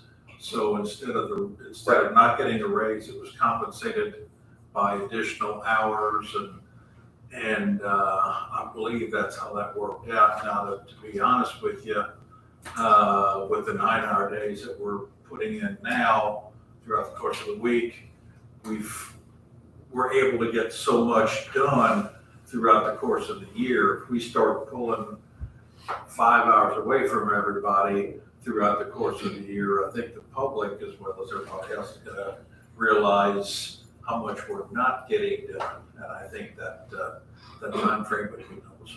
Yeah, we're setting a level standard. We set a level standard of 45 hours. If you pull that back to 40, you will see a noticeable drop in what we can get done. Well, I think instead of adding employees, this was a way to get more work. And I think that's part of that too. Well, yeah, no, that's, I think that's exactly the point, that if we do pull it back, we have to add employees to get the same amount of work done. And so is overtime a better cost-effective way of doing it than adding additional employees? As far as the history is concerned, if you go back far enough, most people worked 50 hours. I'm talking about production people working in the factories and so forth. A 50-hour was the standard work week. We worked 9 hours a day and 5 hours on Saturday morning. Now, we've lost Saturday morning, and it's back up to 45, at least at the highway department. And I don't know what the standard in industry, if there is a standard in industry anymore. But back then, 50 hours was the standard. And I also think it was a way of, your people are out there, and you don't bring them in and then send them out. They're already there. Yeah. You could get the job done in a day shorter, maybe. Again, if you just give it a little thought, and that'd be good. But then, no, I heard kind of the same thing that what you were saying. I think Mark may have even told me that there was a time frame where they weren't getting the hourly pay, but more hours would make it sense. So, and it is worth looking at. My first thought when I brought this up was like, people ain't gonna like me even talking about this. Which I understand, because if I'm used to making an income of X for this number of hours, you just don't want to mess with it. I understand that, and I'm sensitive to that. And there's to defend it a little bit, there's nothing wrong with bringing it up and saying it's still appropriate. Right, and to your point, if we had 20 employees at 5 hours extra overtime a week, so that's 100 hours at time and a half, does it make more sense to have 2 more employees at regular time, or is it more cost effective to do it this way? Or it's my responsibility, I feel, to ask the questions and to look at it, because I care about our employees, of course, but there's 40,000 people that they have to do as well. So yeah, just something to bring up. Anything else for Brent? I'll just inform that Brent did file the letter of intent for the Ready Grant for the trails, road signage and so forth. We did file that this past week. I appreciate the time you put into that. And we'll see where it goes. I think the middle of the month, we're supposed to hear whether or not. It was an aggressive turnaround. Yeah. It really was. And that's good. It's a great thing. To hear whether or not they want us, they're going to ask us to move forward and file additional information. Sounds good. Okay. I don't think I have anything else. Appreciate it. All right, next up, Veteran Service Officer. Good morning. Good morning. How are you guys? Good. Thanks for coming in. Thank you, Brad. So, do you want to explain or do you want me to explain it where we're at? So here's where I think we're at. Okay. And you can just, how about you just correct me, you and Mark can correct me, or I don't think any of the council members are still here. So previously, we approved as a board here, the hiring of a full, or moving Reynolds position up to full-time, right? And that would just. Effective January 1. January 1, right? And so I believe she went forward with that information to the county council. The county council said, I don't think they said we're not gonna fund it. They said what we would prefer is going to be having 2 part-time people. I think that's a discussion that something you brought up as well. They preferred that route. And they sent it back to us to say, we would prefer you create 2 part-time positions instead of basically rescind the full-time position for the VSO and have 2 part-time, I don't know if you call them VSOs as well, or assistants or whatever. So that's kind of where we're at today, and I think that's the ask, is to make that change. Quick question, does that mean 3 positions in VSO or? 1 full-time, 2 part-time. 1 full-time, 2 part-time? Oh, no. Is that not right? They 2 part-time. 2 part-time, no full-time. Cruising would be part-time. and Oh, we hire. you and 1 other part-time. My bad, I'm sorry, I I was. can't fit all that people in my office.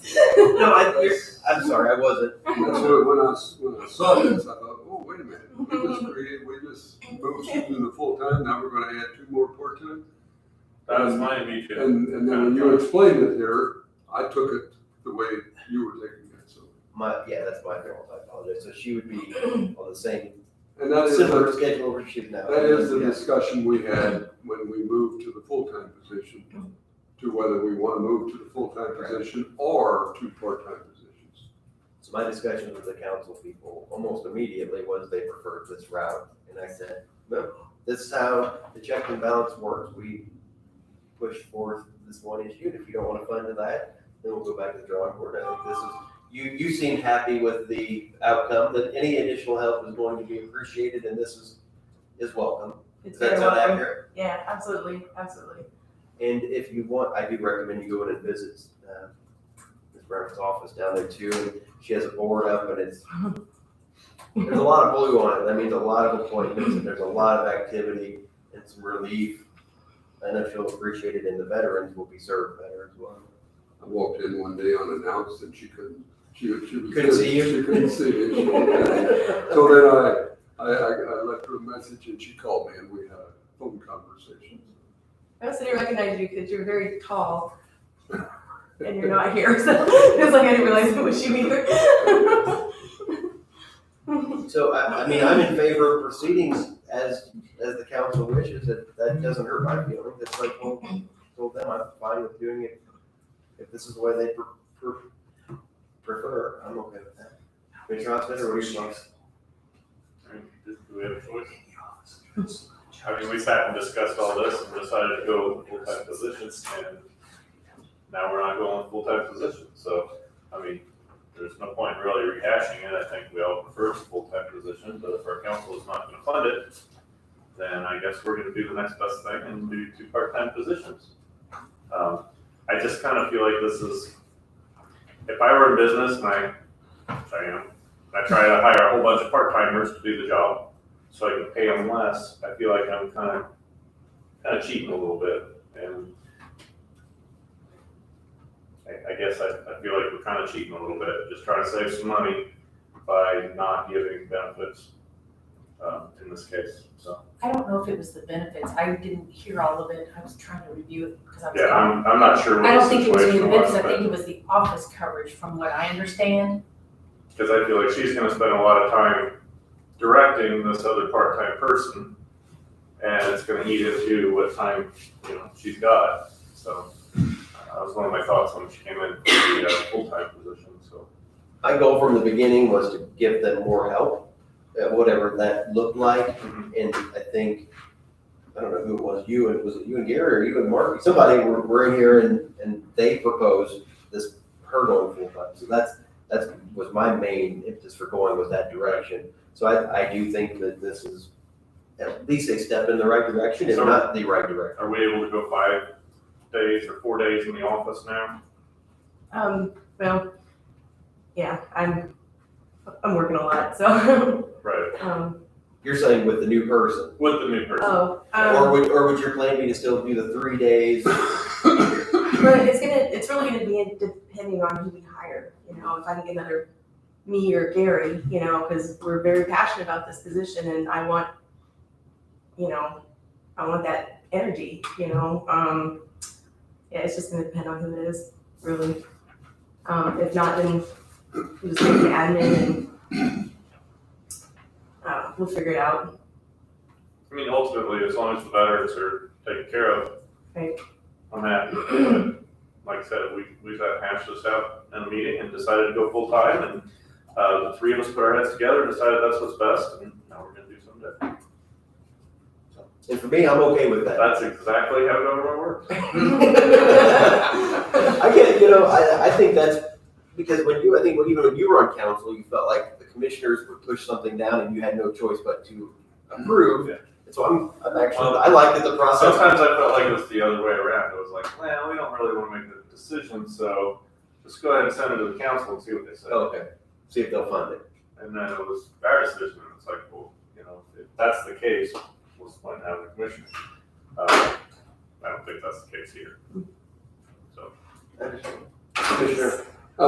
Yeah, no, I get what I think you're referring to here, you know, having the council make the decision for the commissioners is a little rubs me a little bit.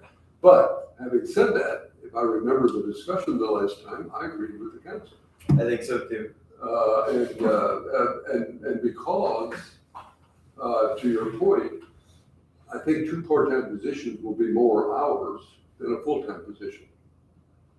You know, I'm not sure the amount of work that gets done because as a full-time person, you know, maybe, but it'll be more hours in the office. Now, whether that means the office is open 5 days a week or whether there's 2 of you in there taking care of people at the same time, I don't know how that'll work out, but it'll be more hours. So yeah, I think, I don't remember how the vote came down. We may have come to some consensus in the end, but I think I was agreeing more with what the council, direction the council was going at that time. Yep, I agree. But to everybody's point, overall, this is where we're at now. And I will start by moving that we rescind our former opinion to make the veteran service officer position full-time. That'll be my first action. Second. Any other discussion? All in favor, say aye. Aye. Aye. That motion carries. I move that we create a second part-time position for the veteran service office to begin with next year's budget cycle, January 1. How many hours? Okay, as long as it's part-time, what are you limited to right now? 24. 48-hour days, 24 hours. Okay. I was thinking that 25 would probably be the range for both of these employees. Well, you can look at the hour, how many, you do 3 8s, right? But some weeks, Yeah. Right. In But if theory, you make some it weeks it's more, 25, some you can weeks make it's it an gonna odd hour that you got stuck somewhere. I think we had a budget of something around 25 hours average a week. Made a motion. I made a motion to create the position as part-time, and if the council, depending on, so this, and again, this goes back to our discussion earlier, I guess I would be creating it as a COMOT 2. The VSOs are written in. They're special. Yeah, they're SO. But for this person as an assistant, or the, Yeah, I guess it depends what you want. Veteran Service What you want. Officer, SO. Yeah, but you have to be dependent if you want to make another VSO or if you want to make another different title. I guess my thought on creating it would be a veteran service officer assistant, and it would be under a COMOT 2 as office help, part-time office help, and it would have that way it has a set range. Like clerical help? At least starting, that's how I would look at it, help schedule bands, help schedule appointments, help be a filter between the front door and the veteran service officer, so that when a person comes in, they have a. I think that makes sense. It makes sense to me. So this person wouldn't necessarily go through all the training and the certification that you went through. But would it be Or would you prefer that? I think an assistant. What are your thoughts? Computer Should or they be something? trained and certified the same as you? In other words, they, computer Well, officer, you know, she is sir, it's gonna, operations again, technician. depend on the person. If right now we can just get an admin, that'd be great. Maybe we can work into it later. I mean, is this, can we readdress this later on? Is that doable? Just do a part-time, like an admin right now? I think it is, as long as the board just kind of commits to looking at it. In other words, when you come back in later, oh, now we're making another change. Well, we knew now that we might make another change. From a COMA 2 to an SO. If we come to where we have two equally qualified VSO officers in there. If it's not a VSO officer with an assistant. So. I'm fine with revisiting it in the future, but. In a year or whatever, or 6 months, or after the hire, or whatever. You wouldn't even be doing the hiring until advertised late November, maybe do an interview in December, hire in January for January. So I guess my motion was to create the position, and I guess if we want to take it even further, I would say to create it within the COMA. The motion would be to create it within the COMA 2 range, and with the pending council funding of approximately 25 hours a week average. I'll second your motion. Okay, any other let's have some other discussion on that if we haven't fully baked the idea. I guess, and I understand the COMA 2 versus COMA 3 because it's part-time, and that's kind of where we place part-time people. Is that salary range? Salary range is appropriate. Appropriate. Okay. Yep. At least with where we are, So you call this a VSO assistant or just part-time? I think assistant is fine, right? I mean, you're the director, they'll be your assistant, and they would work in your direction. Does anybody have a problem with that as the language, VSO assistant? No. Okay, so we have a motion and a second. I think we're done with any other discussions. All in favor of the motion, say aye. Aye. That motion carries. So I think we're good unless you have anything else you want to update us on or tell us about. Hours or 25 hours per week. Yes. Thank you. Yeah, thank you. Have a great day. Thanks, you too. I think that needs the rest of the game of the world is finished. Okay. Do you have things to do? More things to talk about? Hey, yeah, you do have one more thing with fire department stuff, so I'll be ready with you. Okay. Thank you. Right.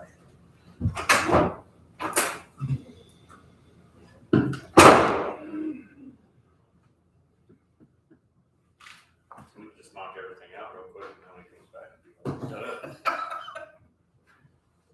Oh, that would be.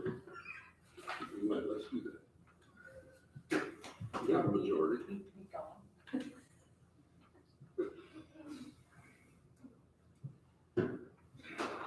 How are you, Red?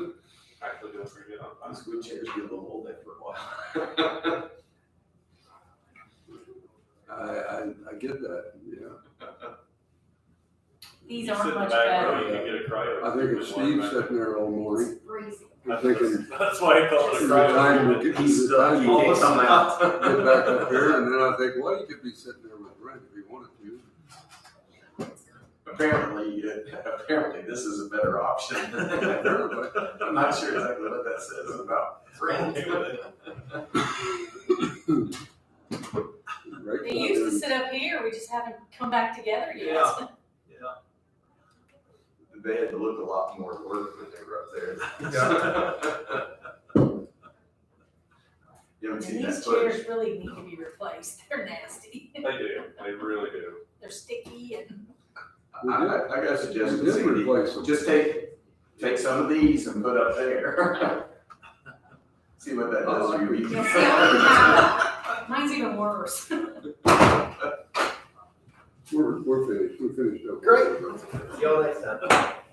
Okay, CASA has this box of products here, phones, cases. These, they would like to have these declared as surplus. My thought was I'll put them up there with my box of other stuff that I'm accumulating, so I can eventually send it in and try to get paid, the county get paid for some of those items instead of just trashing them. They'll look like decent new phones, but they're not. They're like, they're out of, Was the data backed up on them before we? Dina told me she didn't even have the access to get into them to restart them, so. So who had it? Who was using it? I don't know, Casa brought them to me, that's all I can tell. I was just kidding in reference to what Homeland Security is going through. All right.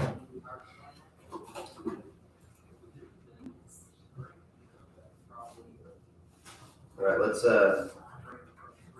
okay, I'll move that we declare the iPhone S, 3 iPhone S, one Galaxy S6 with a case and a Galaxy Note 4 with a case, as surplus items to be disposed of.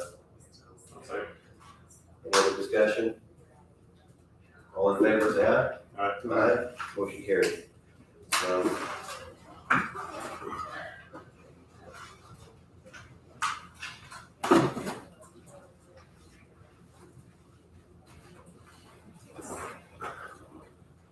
It's like we've scared off all of the public, so I don't have any public comment at this time.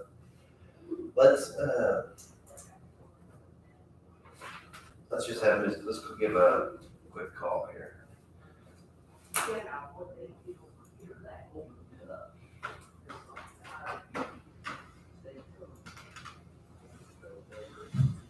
I'm gonna call Mr. Schneier. He had sent a text message. He's gonna give us a little bit of information about. Good morning. Okay, you mind telling us what we have in front of us, and then we can make a determination? The county had previously entered into an agreement for the ambulance bay, for the building of a firehouse. We entered into that with the fire district, which was ultimately determined not to be the appropriate party. So we drafted a memorandum of understanding, which is going to reset that agreement. And then I have a new one there to be signed off on by the volunteer fire department and the county. Both the volunteer fire department and the fire district have reviewed and signed their portions of the agreements. I would recommend that we vote on the memorandum of understanding or send the first one, and then vote on the new agreement in that order. I'll make a motion that we sign the memorandum of understanding as it's been presented, and here it is. Okay, we have a first and a second. Any other discussion? All in favor, say aye. Aye. Aye. That motion carries. Next up, we have a public safety infrastructure funding agreement. And this will be the agreement that will replace the one we just rescinded. And it makes us have an agreement with the appropriate party. I'll move that we approve that document. Any other discussion? All in favor of the motion, say aye. Aye. Motion carries. Mr. Schneier, thank you for your time and your service. Anything else you need from us? Thank you very much. Have a great day. You too. Bye-bye. Bye. Okay.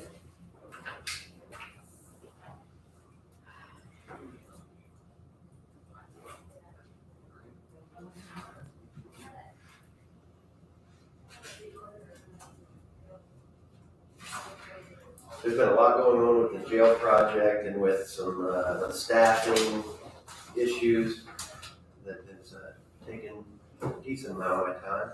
So I haven't forgotten, I just want to bring this up, I haven't forgotten about the Community Service Award. That's still on my plate. I still want us to, we've approved that, but I'm still planning on moving forward with that over the next month, hopefully. And just want to give you an update that hasn't been forgotten. I have nothing else. What about the auditor? You wanted the regional land bank put on here for a 5-minute discussion? Oh, yes. At the last meeting, we did have a discussion. The regional land bank folks came and talked to us, and I just didn't know if anybody had any further thoughts or discussion on that. I looked again, did a brief review, and I really don't think it's not worth a $5,000, it's not worth a $100 investment from us based on the amount of those kind of properties that we have at this time. That was my thought when they were here talking about it. I couldn't see the value in it at that point.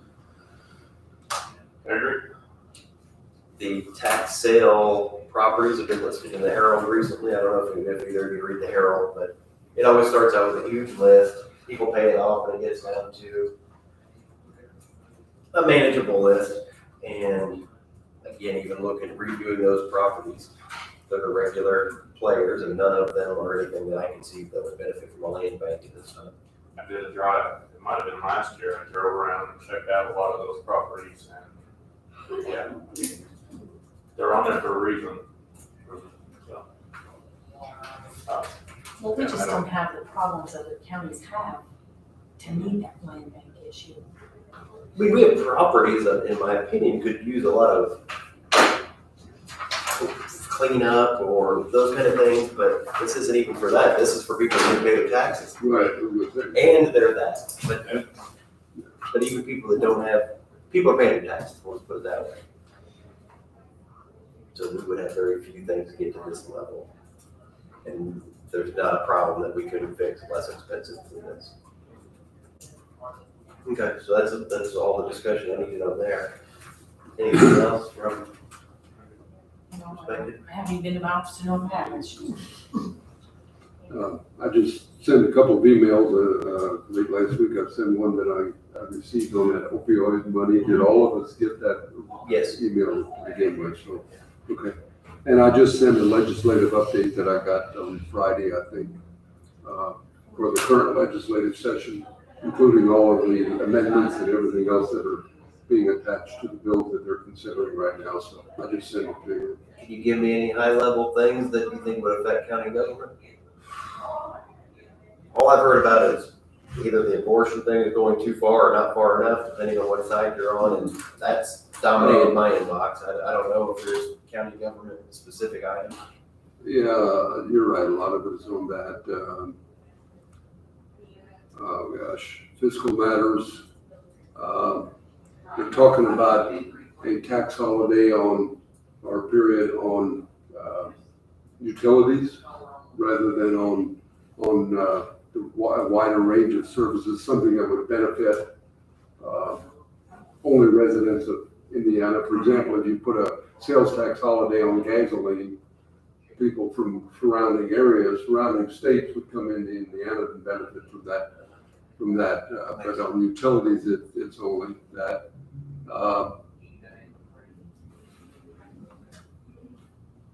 I read through it only briefly.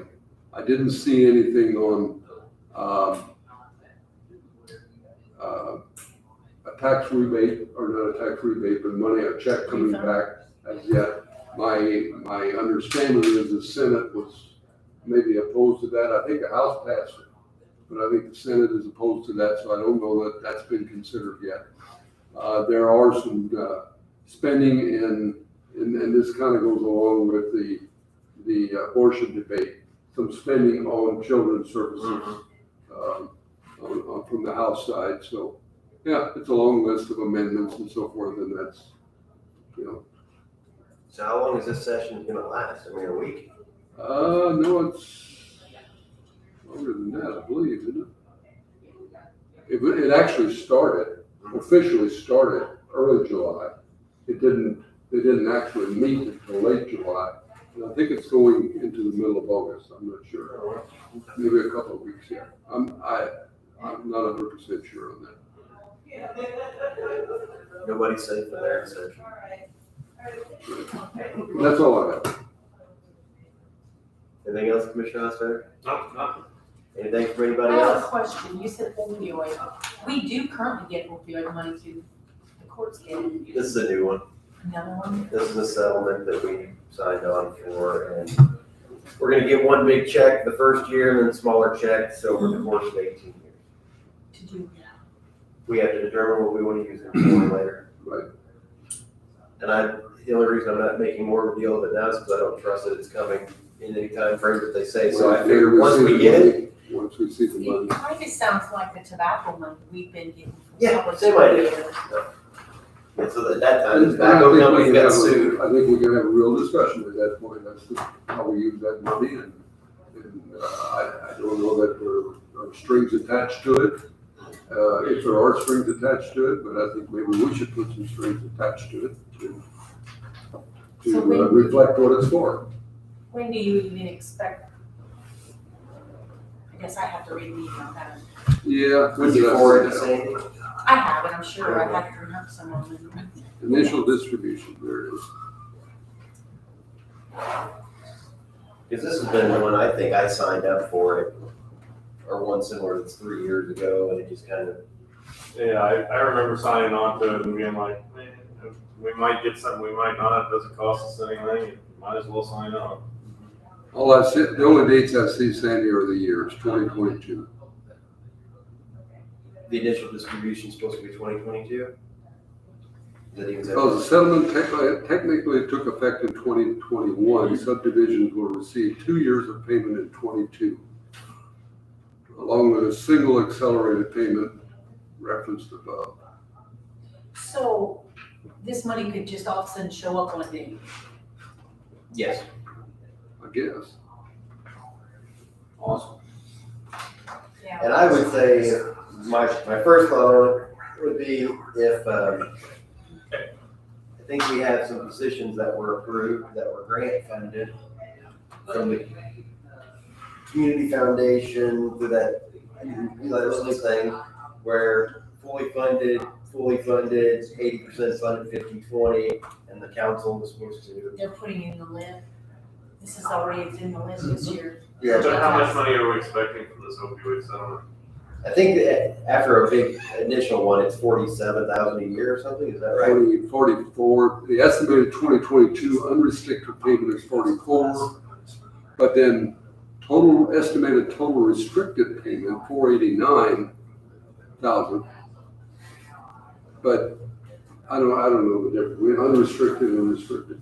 The way I read it was, you're gonna get a chunk up front, and they're gonna want you to do certain things with it, after that, you're gonna get payments that are a little more free to use. So my thought That's more than I was, was expecting. whatever those amounts are, that the council, as it starts going up, we're supposed to fully pay for these positions, that we should just use this money to help pay for that. The next line says estimated 2022 restricted payment 102. Oh, total unrestricted payment 489, but that's over the 18 years, I guess. So the estimated 2022 restricted payment 102. That's what I mean. It sounds confusing. We'll get what we get, and we'll. And that's the first year. After that, it's 18,000. So anyway, yeah. We can see what it amounts to. Close it up? Yep. All right.